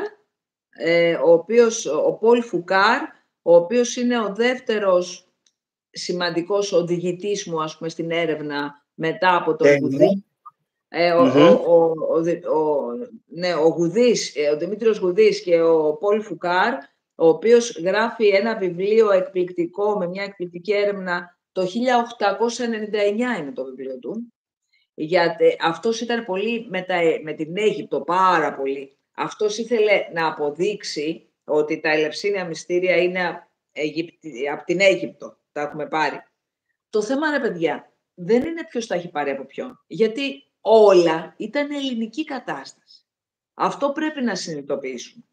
Όταν λοιπόν απλά πάει στον ιερέα του Άμμονος ο Σόλων, και αυτό μας το λέει στον Τίμεο, κλασικά, και του λέει «Χαίρομαι πάρα πολύ», λέει, «για εσάς τους Έλληνες που έρχεσαι εδώ ένας Έλληνας. Έλληνες αηπέδες εστέ, πάντα παιδιά είστε οι Έλληνες». Δηλαδή, είσαστε ηλιακά όντα στην ουσία. Τα παιδιά σημαίνει δεν γερνάτε ποτέ. Έχετε καταλάβει την ουσία που είναι αθάνατη. Εσείς, λέει, εμείς τα ξέρουμε, λέει, όλα αυτά που θα σου πω, 9.000 χρόνια και 1.000 χρόνια πριν τα ξέρατε εσείς, γιατί ήρθατε και μας τα είπατε. Εντάξει. Τώρα, ποιος είπε σε ποιον και τι, θεωρώ, με τόσες ελληνικές πόλεις που έχουν... Ίσως τα ελληνικά, ίσως ταυτόχρονα. Η Μέμφις, πάρα πολλά, η Λιούπολης, όλα αυτά είναι ελληνικά. Και το γεγονός ότι... Να έγινε αυτή η ανέλυξη ταυτόχρονα. Να υπήρχαν και καλές Αιγυπτικές, δηλαδή σχολές της Αιγύπτου και ελληνικές, και ταυτόχρονα μαζί να συνδύασαν τις γνώσεις τους, όπως γίνεται και σήμερα σε πολλά πανεπιστήμια. Και να βγάλουν... Πέρα από αυτό, Γιάννη, θα σου πω το εξής. Είναι δύσκολο. Όλοι οι φιλόσοφοι και ο Πυθαγόρας, που είχε μείνει πάρα πολλά χρόνια, περνάγανε από την Αίγυπτο. Γιατί? Και δεν είναι τυχαίο που απέρασε και ο Απολλώνιος Θιανεύς, Αίγυπτο και Θιβέτ. Κάτι υπήρχε. Υπήρχε. Δηλαδή έτσι αυτοί οι άνθρωποι να ήταν αυτό που θέλουν να μας περάσουν σήμερα, ας πούμε, και ο χριστιανισμός, ότι ήταν κακοί ειδωλολάτρες, οι οποίοι ήταν άχρηστοι, μωρέ, δεν είχαν ιδέα οι άνθρωποι, αλλά μωρέ, και τι έγινε, τα ρίχευαν και τους φαραώτους και τις μούμιες και κλάν μάιν, κάτι έκαναν. Αλλά δεν είναι έτσι. Δεν μπορείς να φτάσεις σε τόσο μεγάλο επίπεδο πολιτισμού όπως ο αρχαίος ελληνικός ή ο αιγυπτιακός, χωρίς να υπάρχει υπόβαθρο μίσης. Δεν γίνεται. Δεν γίνεται ένας πολιτισμός έτσι. Επειδή έγινε ο κατακλυσμός της Αιγίδας και η καταβήθηση, επειδή τα ξέρανε αυτά, το Μαντίο των Δελφών είναι τεράστια η γνώση που έχει, έτσι. Αυτό και του Άμμος Διός. Είναι ταυτόχρονα αυτοί πάνε. Ναι. Και όχι μόνο. Υπήρχαν κι άλλα, παρένθεση. Πρέπει να υπήρχαν κι άλλα. Ναι, αλλά τα βασικά σας λέω τώρα, τα μπαμ. Το ένα στην Αίγυπτο, το άλλο εδώ πέρα στην Ελλάδα. Αυτοί λοιπόν ξέρανε τα πάντα. Δεν υπήρχε περίπτωση να φτιαχτεί πόλη αν δεν έπαιρνε το στίγμα, το πού ακριβώς θα γίνει από το Μαντίο των Δελφών. Έχουμε την ιερή γεωγραφία της Ελλάδος και τα λοιπά που εκπλησόμαστε πώς ξέρουν αυτοί τόσο τέλεια με σχήματα και τέτοια πάνω στη γη. Λες και είχαν το Google και μετράγανε το Google Maps. Ακριβώς από πάνω και βλέπανε GPS και σχεδίαζαν. Δεν ξέρω τι και βλέπανε τις αποστάσεις. Αλλά επειδή ξέρανε λοιπόν αυτή την καταβήθηση που θα γίνει, το είχαν προβλέψει, μεταφέρανε αρχεία στην Αίγυπτο που δεν θα πάθαινε αυτή την καταστροφή. Πολύ σωστά. Η λέξη Παρνασσός είναι από το παρά Νάσος. Νάσος είναι η νήσος στα δωρικά. Δεν είναι ο Θανάσης, έτσι, είναι νήσος στα δωρικά. Λοιπόν, τι σημαίνει Παρνασσός, τι σημαίνει Παρνασσός ετυμολογικά, γιατί είναι μια, όπως και λέει Αρκαδία, ιερή λέξη, έτσι, ο Παρνασσός. Ναι, πρόσεξε τώρα. Εκεί ακριβώς, το κατακλυσμό. Πηγαίνει κυβωτός του Δευκαλίωνος, όχι του Νοέμις, αλλά του Δευκαλίωνος. Τι σημαίνει Παρνασσός, είπαμε? Μισό λεπτό. Πηγαίνει στην κορυφή του Παρνασσού όταν αποσύρονται τα ύδατα του κατακλυσμού, μένει η κορυφή του Παρνασσού και φαίνεται σαν νησί. Οπότε αυτοί εκεί βρίσκονται παρά Νάσον, δίπλα σε νησί. Απίστευτο. Αυτός λοιπόν ο Παρνασσός έχει να κάνει με ένα νησί το οποίο φαίνεται η κορυφή του σαν νησί όταν αποσύρονται τα νερά του κατακλυσμού και εμφανίζεται η κορυφή του Παρνασσού νησί. Γι' αυτό είναι Παρανάσος. Παρνασσός. Το βλέπανε από ψηλά και είπαν αυτό. Αυτό δεν υπάρχει τώρα. Δηλαδή, αν το σκεφτείς. Δηλαδή, προσέξτε τώρα τι λέει. Αυτοί λοιπόν, επειδή ξέρανε ότι θα υπάρχει αυτή η καταστροφή και μέχρι και ο Παρνασσός, οι κορυφές του θα γέμισαν με τα νερά και θα καταβυθιζόταν η Αιγίδα, έπρεπε να μεταφέρουν τα αρχεία της μυστηριακής γνώσης σε ασφαλές μέρος τους. Και αυτό ήταν η Αίγυπτος. Το διάλεξαν αυτοί, βέβαια. Όλοι αυτοί είναι δεμένοι, ενιαίοι πολιτισμοί. Δεν είναι κάτι ξέχωρο. Γιατί και η λέξη σε Αίγυπτος είναι Αιγαίο-Ήπτιος.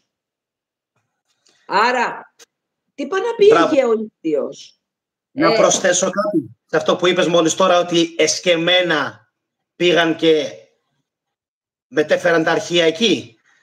Κολλάει πάρα πολύ απίστευτα και μου λύνει την απορία για ποιο λόγο οι άνθρωποι που έχτισαν το Göbekli Tepe στη σημερινή Τουρκία, τότε μπορούμε να την πούμε και συνέχεια της Αιγίδας, σκέπασαν με χώμα όλη αυτή την περιοχή μόνοι τους, μάλλον ξέροντας ότι θα γίνει κατακλυσμός, το σκέπασαν όλο με χώμα, σαν να ήθελαν αυτό το ιερό να συντηρηθεί, όπως έγινε στη Μακεδονία εδώ με τον Τίμβο Καστά.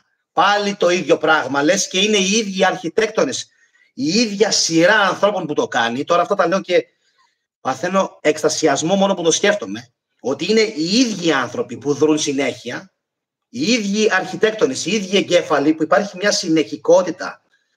Είναι η ίδια θεϊκή σειρά η οποία εμφυσάται μέσα σε άλλους και γίνονται κανάλια της οι άνθρωποι. Ακριβώς. Οι φύλακες της γνώσης. Μπορούμε να τους πούμε, να τους χαρακτηρίσουμε έτσι. Οι φύλακες της γνώσης. Ότι δεν μπορεί, ακόμα και στην μεγάλη καταστροφή, όπως είπες και εσύ πριν, που θα υπάρχει πάντα, έτσι. Είμαστε σε έναν κόσμο διτών πραγμάτων και καταστάσεων. Θα υπάρχει πάντα και το καλό. Πάντα. Για να διατηρηθεί η γνώση. Να μην καταστραφεί εντελώς και να μεταφερθεί στους επόμενους. Έστω και σαν ένα ψήγμα. Δηλαδή είναι τρομερό αυτό όταν το σκέφτομαι ότι Αυτό που λες ότι μετέφεραν τα αρχεία επειδή υπολόγιζαν, ήξεραν ότι έπεται ως ο νούπο καταστροφή ή καταβήθηση της Αιγίδας σε βάθος χρόνου, φρόντισαν, είχαν τον χρόνο να σκεπάσουν όλο τον Γκεμπέκλι Τέπε και στη συνέχεια ξαφνικά βλέπουμε τους αρχαιολόγους να μας λένε πως το Γκεμπέκλι Τέπε και οι πυραμίδες της Αιγύπτου χτίστηκαν σχεδόν την ίδια περίοδο, παρακαλώ. Από ποιους? Από ποιους? Και τι υπήρχε μέσα στις πυραμίδες που πήγαν τα λαμόγια οι Αιγύπτιοι, ο Χαουάς και οι σημερινοί αρχαιολόγοι και όχι μόνο, και οι Ευρωπαίοι, και τα ξαφάνισαν και σήμερα μας λένε είναι τύμβοι. Τύμβοι. Χωρίς επιγραφές, χωρίς μούμιες, χωρίς νεκρούς βασιλιάδες, χωρίς τίποτα. Είναι λες και βλέπεις ένα εργοστάσιο. Λες και βλέπεις ένα αρχιτεκτονικό θαύμα που έχουν χτίσει κάποιοι και έχω μία εντύπωση ότι όλα αυτά μπορεί να συνδέονται με τα Ελευσίνια μυστήρια. Δεν θέλω να πω παραπάνω γιατί έχω διαβάσει ένα βιβλίο από έναν ο οποίος μιλάει για μασονία, αλλά μασονία όχι με την κακιά έννοια που το έχουμε εμείς σήμερα στο μυαλό μας, με την έννοια της αληθινής μοίησης που συνέβαινε εκείνα τα πανάρχια χρόνια, έως και 10.000 χρόνια π.Χ. Πόσο παλιά φτάνει δηλαδή η γενιά μας των Έλληνων και πόσο δίκιο τελικά είχε ο Σόλνας, και ο Πλάτωνας φυσικά, που το έγραψε αυτό. Οι Έλληνες είναι από πολύ αρχαιοτάτων χρόνων. Απίστευτο. Ναι, γιατί η γλώσσα, σας λέω, είναι δοσμένη. Δεν είναι. Και αυτό το θίγει ο Σωκράτης. Όταν το ρωτάει, ο Πλάτων μάλλον, βάζοντάς το στη συνομιλία του Σωκράτη με τον Ερμογένη, και όταν το ρωτάει, άλλοι πολλοί λένε ότι η γλώσσα δόθηκε από θείες οντότητες, από θεούς ή δαίμονες. Εσύ τι λες, Σωκράτη? Και λέει, μπορεί να είναι και έτσι. Δεν λέμε αυτό τώρα. Αλλά επειδή μας έχουν δώσει νου, να προσπαθήσουμε να δούμε το σχέδιό τους, κάτι θα καταλάβουμε. Και αυτός ένας τέτοιος ήτανε. Τέτοιος ήτανε. Αυτό Έτσι το φαίνεται. λέει ο Πρόκλος κατά σχέση δαίμον.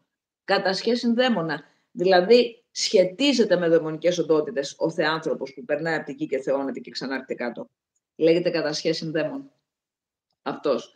Αλλά ήθελα να πω προηγουμένως, γιατί για το Σύριο, μια άλλη παρατήρηση που ήθελα να συμπληρώσω, ότι ο Πλούταρχος τον ονομάζει Αζαλέων Σύριων. Τι είπα να πει Αζαλέων? Αζαλέος σημαίνει κατάξερος. Αυτός που δεν έχει καθόλου υγρασία. Και τα ξύλα που φέρνει ο Κύκλοπας μέσα στη σπηλιά για να ανάψει τη φλόγα και μετά που βλέπει τον Οδυσσέα σε αυτή τη φλόγα, μαζί με τους συντρόφους του, λέγεται Αζαλέα ύλη. Απίστευτο. Ύλη σημαίνει, το ξύλο είναι εξύλης. Σημαίνει τα ξύλα τα λέγανε ύλη, το δάσος. Στην ομηρική διάλεκτο είναι ύλη. Είναι η κατάξερη ύλη την οποία θα ανάψει. Τι είπα να πει Αζαλέος Σύριος? Ερχόμαστε τώρα να καταλάβουμε τι λέει όταν χρησιμοποιήσουμε τον Ηράκλειτο. Τι λέει ο Ηράκλειτος? Άβη, α, ύ, ψυχή, σοφοτάτη και αρίστη. Δηλαδή, η άιγρη ψυχή. Το άβη είναι α στερητικό και ίο, όπου ίο με ύψιλον και ωμέγα σημαίνει βρέχο. Εξού και ιετός, που είναι η βροχή, από εκεί είναι και το wet στα αγγλικά, που είναι ο βρεγμένος. Ιετός με ύψιλον, έτσι δεν είναι? Ιετός με ύψιλον. Αυτό λοιπόν το άβη ψυχή σημαίνει άιγρη, α στερητικό και ίο.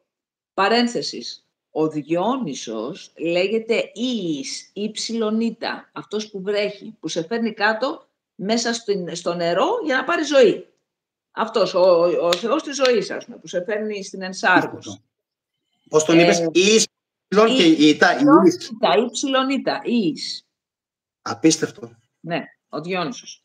Είναι μια προσωνυμία του Διονύσου, που εφέρει από το ίο δηλαδή. Όταν λοιπόν η ψυχή είναι άβη, για να είναι σοφότατη και άριστη, σημαίνει ότι έχει υπερβεί την υγρότητα του συναισθήματος, φεύγει από αυτή την ενσάρκωση που είναι 70% νερό πάνω στη γη που έχει 70% νερό και γίνεται σφαίρος κατά Εμπεδοκλή φωτεινός, μόνονους, πύρινος, υπερδονούμενον πυρ και φεύγει έτσι απάνω.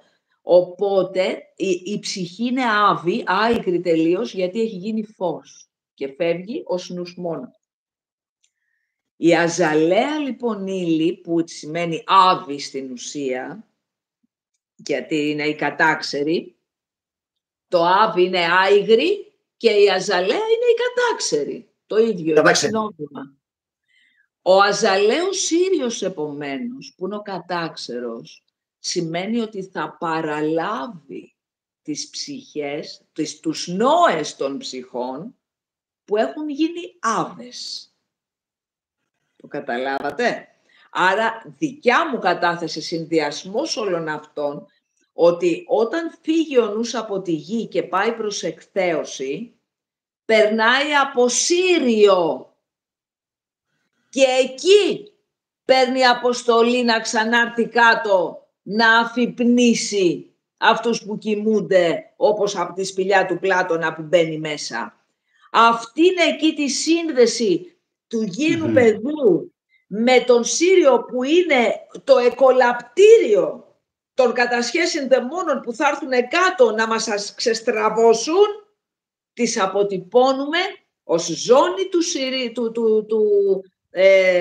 αυτό που, πώς το λένε, των πυραμίδων, που η ζώνη του Ορίωνος, ναι, ή αυτό που λέμε στο τύπη και όλα αυτά. Θεωρώ ότι μέχρι και μια φυλή που λέγεται, πώς λέγεται στην Αφρική, ή που λένε ότι έχουν καταγωγή από το Σύριο, πες τους. Η Ντόγκον. Η Ντόγκον, μπράβο. Η Ντόγκον, κοίταξε, είναι το dog που λένε οι Άγγλοι, Ντόγκον, γιατί είναι από το Σύριο. Είναι ο Κίνας. Είναι ο αστερισμός του κοινού. Είναι, ναι. Και οι Άγγλοι το σκύλο το λένε dog. Είναι απίστευτο ότι υπάρχει αποδεικτική σύνδεση. Η δικιά μου κατάθεση, δικιά μου, δεν την έχω βρει σε αρχαίο κείμενο, σας είπα το πώς κατέληξα εγώ σε αυτή την ιστορία, έχοντας από το τι σημαίνει αζαλαία ύλη και άβη, ψυχή κτλ.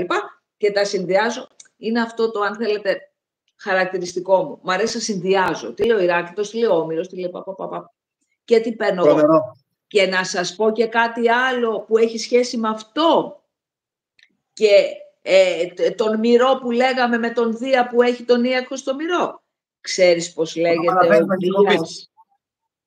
ο Δίας που ράβει τον Διόνυσο στο Μυρό του, το γιο της Εμέλης που τον παίρνει και το ράβει στο Μυρό του, τον Βάκχο, και από εκεί που βγαίνει ο Ίακχος, λέγεται Σαβάζιος. Σαβάζιος, από εκεί το Σάββατο, προσέξτε με 2 β.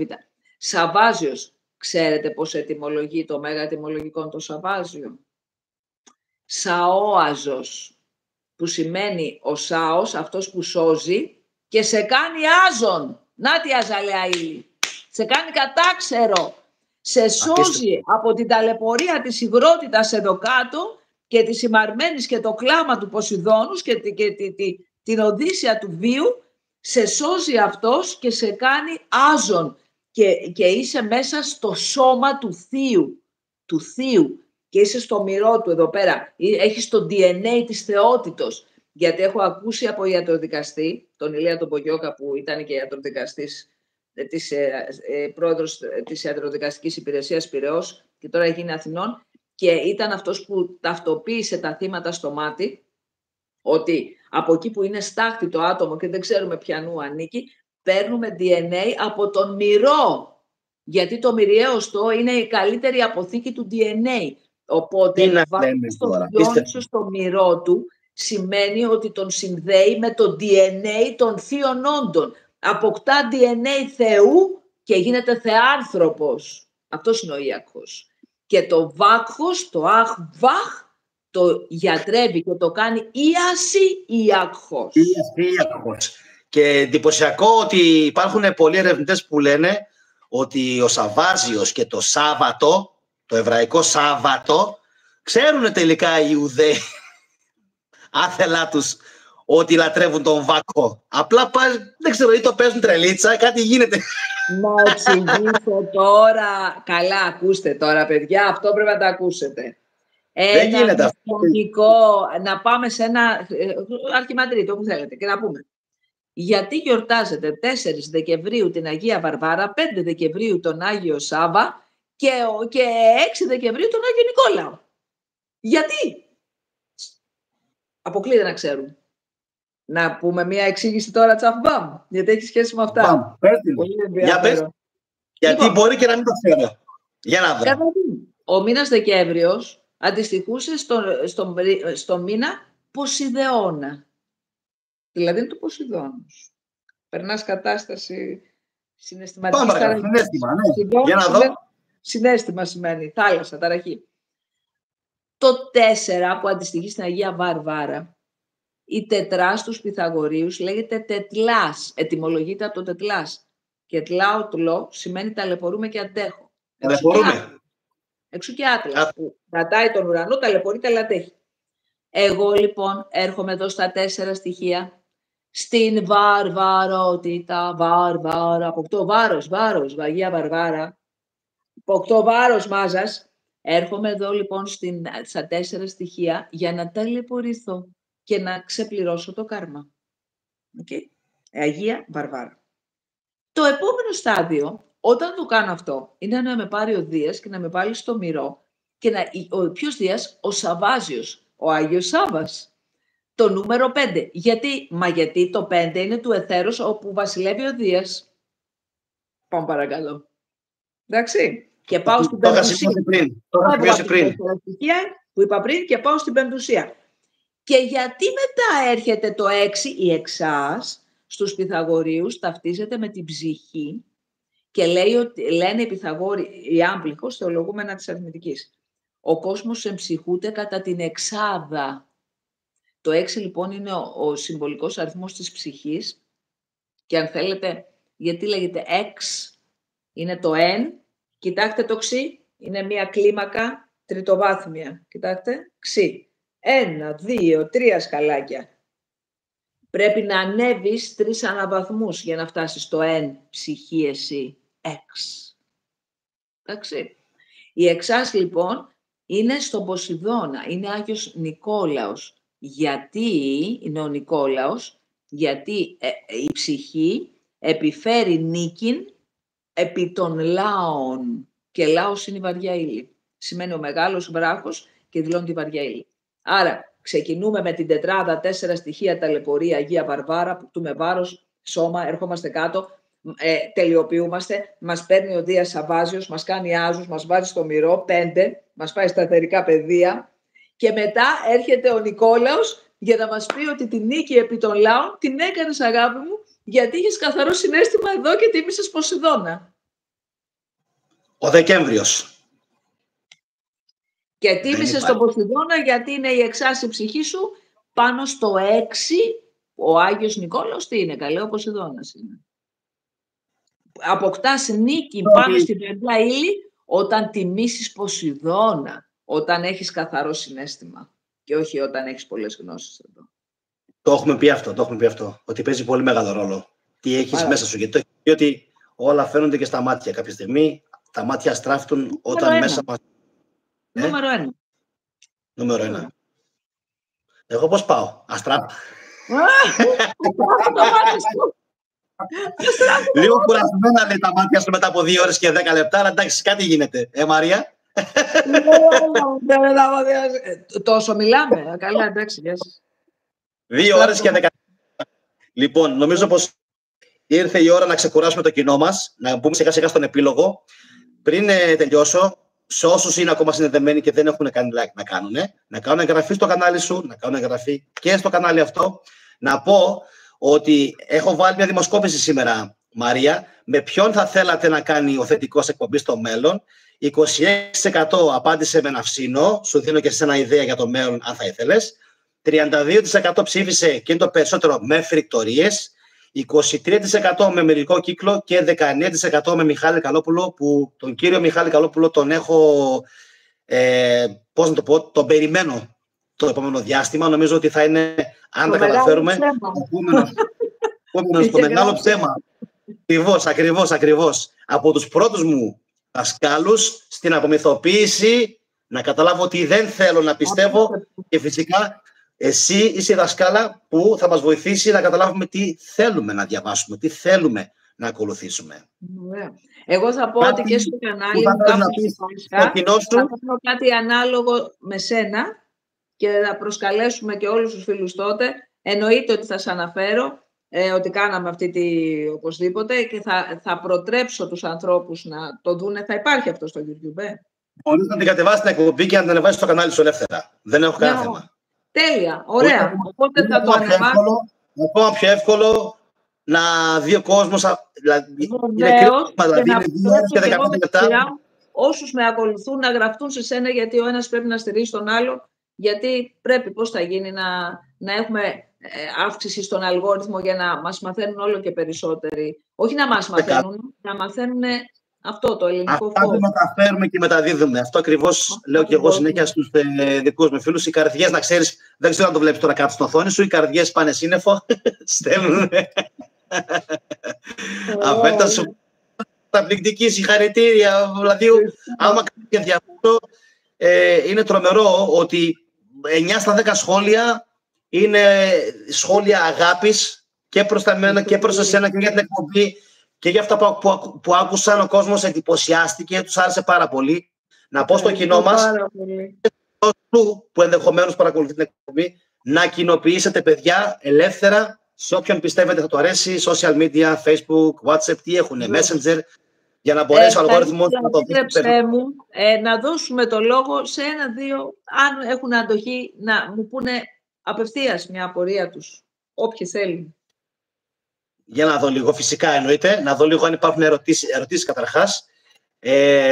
Ποια είναι η γνώμη σας, κυρία Μαρία Μαραγκού, για τον λόγο που υπήρξε ο ελληνισμός σε αυτόν τον πλανήτη? Έχει ρωτήσει ο Γιάννης ο Φάλας στην ενότητα με τις ερωτήσεις που έχω κάνει. Ναι. Ο ελληνισμός δεν είναι απλά να το δούμε σοβινιστικά ότι εμείς είμαστε Έλληνες και είμαστε αρχαιότεροι κτλ. Ο ελληνισμός είναι ανθρωπισμός, είναι φως. Επειδή το αγαθόν, ο δημιουργός είναι πάντα, έχει εκφράσει το κυριότερο του στοιχείο είναι η αγαθότης. Ο Πρόκλος λέει ότι έχει 3 χαρακτηριστικά: αγαθόν, σοφία, κάλος, το εν. Αυτός λοιπόν όταν δημιουργεί τη γη, θέλησε να δώσει το δρόμο εξέλιξης στα όντα που είναι επί της γης για να φτάσουν τη φώτιση, να φτάσουν να γίνουν δαιμονικά όντα, δηλαδή όχι μόνο άνθρωποι.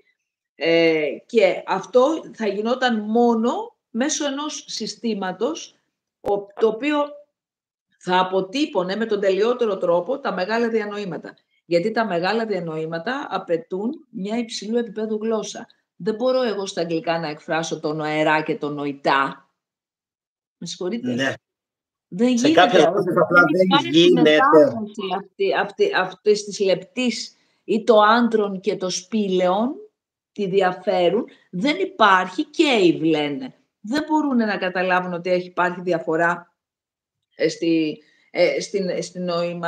στο νόημα αυτών των λέξεων.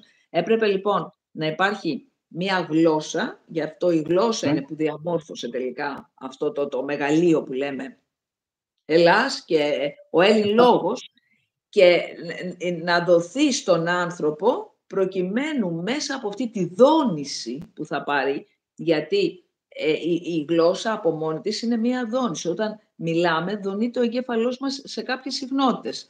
Ο κύριος Παπαμαρινόπουλος έχει πει για κάποια ψυχολόγο στην Αυστραλία, στη Μελβούρνη, δεν θυμάμαι το επίθετο, ένα δισύλλαβο είναι, η οποία θεραπεύει τη δυσλεξία βάζοντας τους ανθρώπους να διαβάζουν Όμηρο μισή ώρα την ημέρα για 1 χρόνο. Δηλαδή καταλαβαίνετε τι δύναμη έχει ο Έλλην λόγος. Οπότε το εξελικτικό μονοπάτι του ανθρώπου ήταν μέσα από τον Έλληνα λόγο, που τον εξέφρασαν οι Έλληνες, γιατί άρθησε εδώ, σε αυτό το μέρος, επειδή είναι η τέλεια ευκρασία των πάντων. Ευκρασία. Όπως λέμε εύκρατο κλίμα κτλ. Έχει τα πάντα με μέτρο. Δεν έχει τους αχανείς ωκεανούς, τους μεγάλους παγετώνες, τους μεγάλους καύσωνες. Είναι τα πάντα με μέτρο. Και επειδή το μηδέν άγαν τίποτα σε υπερβολή είναι ο δρόμος της θέωσης μέσα από την ψυχή μας, γι' αυτό επικράτησε εδώ, σε αυτά τα ιερά χώματα. Εδώ είναι η γη των θεών και των ηρώων και των μυρωδιών και των οσμών. Όλα είναι εδώ. Όλα είναι εδώ. Και όλα αυτά είναι μέσα κλεισμένα στον κώδικα, τον διασυμβαντικό, που λέγεται ελληνική γλώσσα. Γι' αυτό και το νέο μου κρατήλο έτσι τον ονομάζω. Ο διασυμβαντικός λόγος των Ελλήνων. Το νέο βιβλίο. Πάμε παρακάτω. Μία ακόμα πάρα πολύ στοχευμένη ερώτηση. Θα την έκανα και εγώ γιατί κάτι έχω διαβάσει και κάτι έχει πέσει στην αντίληψή μου. Λέει, αν χρησιμοποιούσαν ψυχεδελικά στην αρχαία Ελλάδα. Εγώ ξέρω αν χρησιμοποιούσαν. Βεβαίως. Λοιπόν, δεν είναι το θέμα ψυχεδελικά. Αυτά τα λέμε ενθεογενή. Ενθεογενή, μπράβο. Ναι. Και ούτε είναι ότι μανιτάρικη αντεπέταξες, έτσι. Δεν είναι το εύκολο. Η μοίηση, πήρα μανιτάρι και έφυγα και όλα καλά. Καμία σχέση. Όχι βέβαια, με τίποτα. Υπάρχουν λοιπόν κάποιες ουσίες, τις οποίες εγώ ανακάλυψα αφού έχω γράψει τα Ελευσίνια Μυστήρια και έχω καταλάβει τι παίζονταν εκεί, οι οποίες από μόνες τους σου χαλαρώνουν τρομερά τις αισθήσεις και σε φέρνουν σε επαφή πιο εύκολα με άλλες διαστάσεις. Αυτό, παιδιά, όταν ανακάλυψα ότι κάτω από τη γη το πώς συνδέονται τα φυτά όλα, τα δέντρα, τα πάντα, με ένα σύστημα μυκήτων μανιταριών, που είναι σαν νεύρα του Διός έτσι κάτω, και συνδέει όλο το φυτικό βασίλειο της γης. Όχι μόνο εδώ πέρα. Αυτό λοιπόν... Το mycelium που λένε στην Αμερική. Το mycelium από κάτω. Μπράβο. Γίνεται χαμός από κάτω. Ζωή. Ακριβώς. Πώς το είπες πάλι? Είναι το mycelium. Στα αγγλικά λέγεται mycelium. Mycelium στα ελληνικά. Και το οποίο είναι άστο. Άλλη εκπομπή. Όχι, δεν μπορώ, παιδιά, πρέπει να το πω αυτό. Παρακαλώ. Πες το, εννοείται. Απλά εγώ λέω ότι θα τα πάρουμε και θα τα κάνουμε σε μια άλλη εκπομπή. Πιο αναλυτικά. Την ετυμολογία της λέξης μικύλιον. Μικύλιον, γιατί είναι η υψηλόν η τά. Μικύλιον και γιώτα μετά. Ναι, ακούτε, είναι ίδια με τις μικίνες. Θα σας πω τώρα. Εγώ το ξέρω, αλλά πού θα βρω το δίκαιο μου. Κώδικες μοίησης του Ομήρου, τελευταίο σχόλιο, συγκλονιστικό, είναι για τις μικίνες. Θα πω το εξής. Τι είναι ο Μίκης? Μίκης. Φανταστείτε ότι είναι με γιώτα ήττα. Ήψιλον, όχι ο Μίκη Μάους και ο Μίκης Θεοδωράκης. Ο Μίκης Θεοδωράκης. Είναι ο Μίκης με ύψιλον και ήττα. Σημαίνει η λαβή του ψήφους. Φανταστείτε εδώ ότι είναι ένα ξύφος. Αυτό και εδώ είναι η λαβή. Εντάξει, εδώ είναι η λαβή.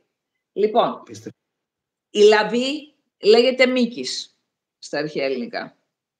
Αυτό είναι το απόλυτο σύμβολο του ανώτερου εαυτού. Τι είναι ο ανώτερος εαυτός? Είναι ο νους μου, ο οποίος, προσέξτε, δεν είναι μέσα στον εγκέφαλό μου, είναι εδώ. Μέσα σε μένα που είμαι ένσαρκος, έρχεται η άλογος ψυχή. Η αντανάκλαση αυτού νου μπορείς να πεις ότι είναι ο νους μέσα. Πρόσεξε τώρα. Αυτό το 7ο τσάκρα εδώ είναι, πάνω, δεν είναι μέσα εδώ. Λοιπόν, όπως η λαβή συνδέεται με τη λεπίδα που μπαίνει μέσα σε μία θήκη, η θήκη είναι το σώμα και η λεπίδα είναι η άλογος ψυχή. Οτιδήποτε βρίσκεται μέσα μου. Πώς είναι ο εγκεφαλός μου, το συναίσθημα, η επιθυμία. Αυτό ασυζητητή συνδέεται με τον ανώτερο εαυτό Μίκη. Και όταν όμως μπαίνει αυτό στο θικάρι, αυτός είναι απ' έξω. Δεν είναι μέσα. Για να μπορέσεις να το βγάλεις από το θικάρι πρέπει να ενοποιήσεις τα κέντρα. Τι πάει να πει να ενοποιήσω τα κέντρα? Σημαίνει ότι ό,τι σκέφτομαι, το θέλω και το πράττω, το επιθυμώ. Το θέλει με το συναίσθημά μου και η επιθυμία μου το θέλει. Όπως ας πούμε, εδώ πέρα εγώ πάρα πολλές φορές διχάζομαι. Λέω, θέλω κάτι τρελά με το επιθυμητικό μου Το συναίσθημα μου λέει τώρα τι να κάνω, αφού ο νους μου λέει το αντίθετο. Τι να κάνω, έχω μπερδευτεί, είμαι ανάμεσα σε αυτά τα δύο. Όταν αυτό που θέλω, το σκέφτομαι και το πράττω, όλα αυτά, τότε ενοποιούμε και τότε συνδέομαι με τον ανώτερο εαυτό μήκην. Οπότε η μήκηνε είναι μήκης και νόες. Είναι η αιθερική περιοχή που υπάρχουν τα νοητικά των ανώτερων εαυτών, των ψυχών, οι ανώτεροι εαυτοί μάλλον, των ψυχών που έχουν ενοποιήσει τα κέντρα, που έχουν γίνει κατά σχέση συνδέμονες, καταλαβαίνετε. Άρα ήταν ένα πνευματικό κέντρο. Μπράβο. Στα πολύ παλιά. Δεν το συστάμε, μυθικό κτλ. Το μυκύλιον είναι τα ηλιακά όντα των ανώτερων εαυτών. Οι ανώτεροι αυτοί ως ηλιακά όντα, μυκύλιον. Άρα, παίρνοντας αυτά που είναι το μυκύλιον, δεν είναι τυχαίο που το λέμε μυκύλιον, γιατί υπάρχει μια ηλιακή κατάσταση κάτω από το χώμα. Αυτός είναι ο Πλούτον. Από εκεί πέρα.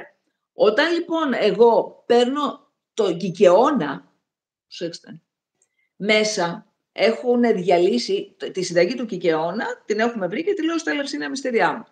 Έχουν διαλύσει το κρυθάρι, αυτό το σιτάρι, που το πίνεις εσύ, που έχει την λεγόμενη ερεσίβη. Αυτός είναι ένας μυκητάς πάνω στο στάρι, που με το που το πίνεις σε χαλαρώνει και σε φέρνει σε διαστάσεις που δεν βλέπουν τα μάτια σου, όπως είναι το μεκύλιον από κάτω. Των ανώτερων εαυτών. Επικοινωνείς πιο εύκολα με τον ανώτερο εαυτό σου. Καθόλου παράδειγμα που η Δήμητρα έπαιζε τόσο μεγάλο ρόλο όπως και η κόρη στα Ελευσίνα Μυστήρια. Αφού το λες έτσι, με το σιτάρι, με το στάχι. Βέβαια.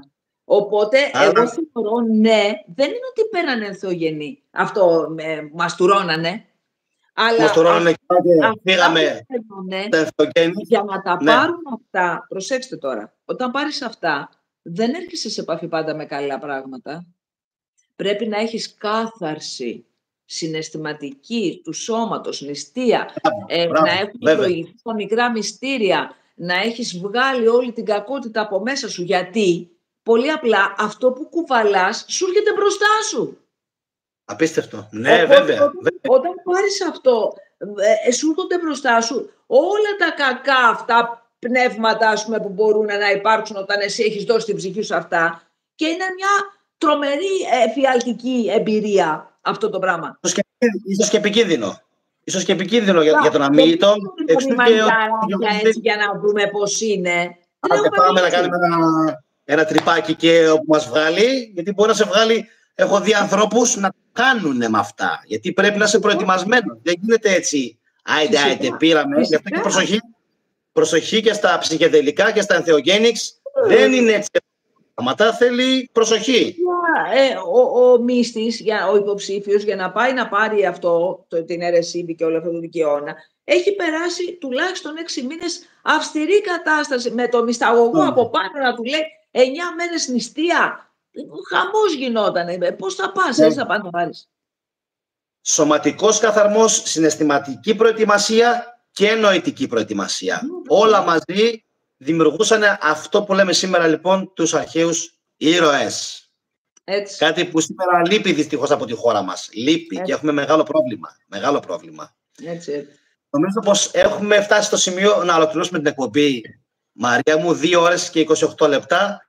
Θα ήθελες να πεις ένα τελευταίο κάτι, οτιδήποτε, στο κοινό μου, στο κοινό που θα σε δει και εσένα, στο δικό σου.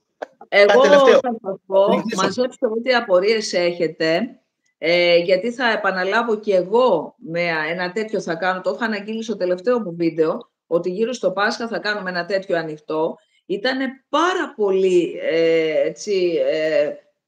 ενθαρρυντικό και ευχαριστώ πάρα πολύ τον Γιάννη τον Καραγιαννίδη για την πρόσκληση, γιατί τον τιμώ πολύ με το πίνει. Και αυτό που θέλω να προσθέσω στο τέλος για σένα είναι ότι αυτό που εκτιμώ σε σένα πολύ είναι ότι ξεψαχνίζεις την αληθινή ιστορία. Γιατί, όπως λέει ο Ευρυπίδης, «Όλβιος εστίν ότι της ιστορίας έσχεν μάθησιν». είναι δηλαδή αυτός που βρίσκει την πληρότητα μέσα του και ολοκληρώνεται σαν άνθρωπος στο βίο, για να είναι όλβιος, ξεκινάει με γνώση της ιστορίας. Και δεν είναι τυχαίο ότι η πρώτη μούσα, η Κλειό, που έχει την κλίδα, το κλειδί της εξέλιξης, είναι η μούσα της ιστορίας. Η μούσα της ιστορίας. Επομένως, με τιμάει που έχω έρθει σε ένα κανάλι το οποίο τόσο σοβαρά παλεύει αυτό το πράγμα, να μας μάθει την πραγματική μας ιστορία, γιατί αν δεν ξέρουμε την ιστορία, ένας λαός χωρίς ιστορία είναι λαός χωρίς μνήμη. Ένας λαός με λάθος ιστορία είναι με λάθος μνήμη. Και με λάθος μέλλον. Άρα δεν έχει μέλλον. Γι' αυτό εσύ είσαι στις επάλξεις του αγώνος της αληθινής ιστορίας να το δώσεις, έχεις ώρες ατελείωτες από τη ζωή σου και κατάθεση ψυχής σε αυτό το κομμάτι. Και εγώ δεν έχω σάλια πλέον. Εγώ πάλι είμαι με τη φιλοσοφία, με την ετυμολογία για να δείξω αυτό το πλούτο, τον τεράστιο και το διασυμπαντικό κώδικα που έτσι και τον ξεκλειδώσουμε, καταλαβαίνουμε την ύπαρξή μας και την πορεία της ψυχής μας. Ο καθής εφώ ετάχθη. Και να πω στους φίλους που μας ακούνε ότι όλοι, ασυζητητοί όλοι, είμαστε ακτίνες από τον ίδιο ήλιο. Φέρουμε νου, άρα έχουμε την ουσία μέσα μας. Εάν λοιπόν την καλλιεργήσουμε, ποτίστε τη λιγάκι με καθαρό συναίσθημα, λιγάκι για να ανθίσει. Αυτό το πράγμα λοιπόν, το σπόρο πυρός που έχουμε μέσα μας, που θα μας ενθουσιάσει η ιδέα εν Θεού ουσία τίθιμη, όταν το σκέφτομαι αυτό το πράγμα, ας σκύψετε σε αυτό, καλλιεργήστε το, ποτίστε το, ασχοληθείτε μαζί του και να είστε σίγουροι ότι θα σας ανοίξει και το δικό σας κανάλι.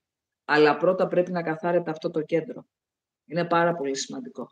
Να μην αισθανόμαστε φθόνο, φόβους, λύπες. Όχι, όλα αισιόδοξα, να τα βλέπουμε έτσι. Να μην μας καταρακώνει τίποτα αυτό που προσπαθούν οι άλλοι να μας τσακίσουν, το ηθικό μας. Όχι, ό,τι και να ακούσουμε γύρω-γύρω. Έλληνες είμαστε, ο ένας πάντα βρίσκει τον τρόπο. Δεν ξέρουν τι είμαστε. Ευχαριστώ πάρα πολύ λοιπόν. Ήταν πολύ συγκινητικό για μένα και ενθαρρυντικό που μ' άκουσαν τόσοι πολλοί. Ευχαριστώ πάρα πολύ για τα σχόλια και θα σας περιμένω όλους και στη δικιά μου έτσι ανοιχτή εκπομπή. Να σε καλά. Ένα, ότι τα παιδιά ήδη ζητάνε δεύτερη εκπομπή. Ένα δεύτερο, ότι σε άπειρα μηνύματα σε χαρακτηρίζουν τα σκάλα τους και θα ήθελα να σε ξαναδούν.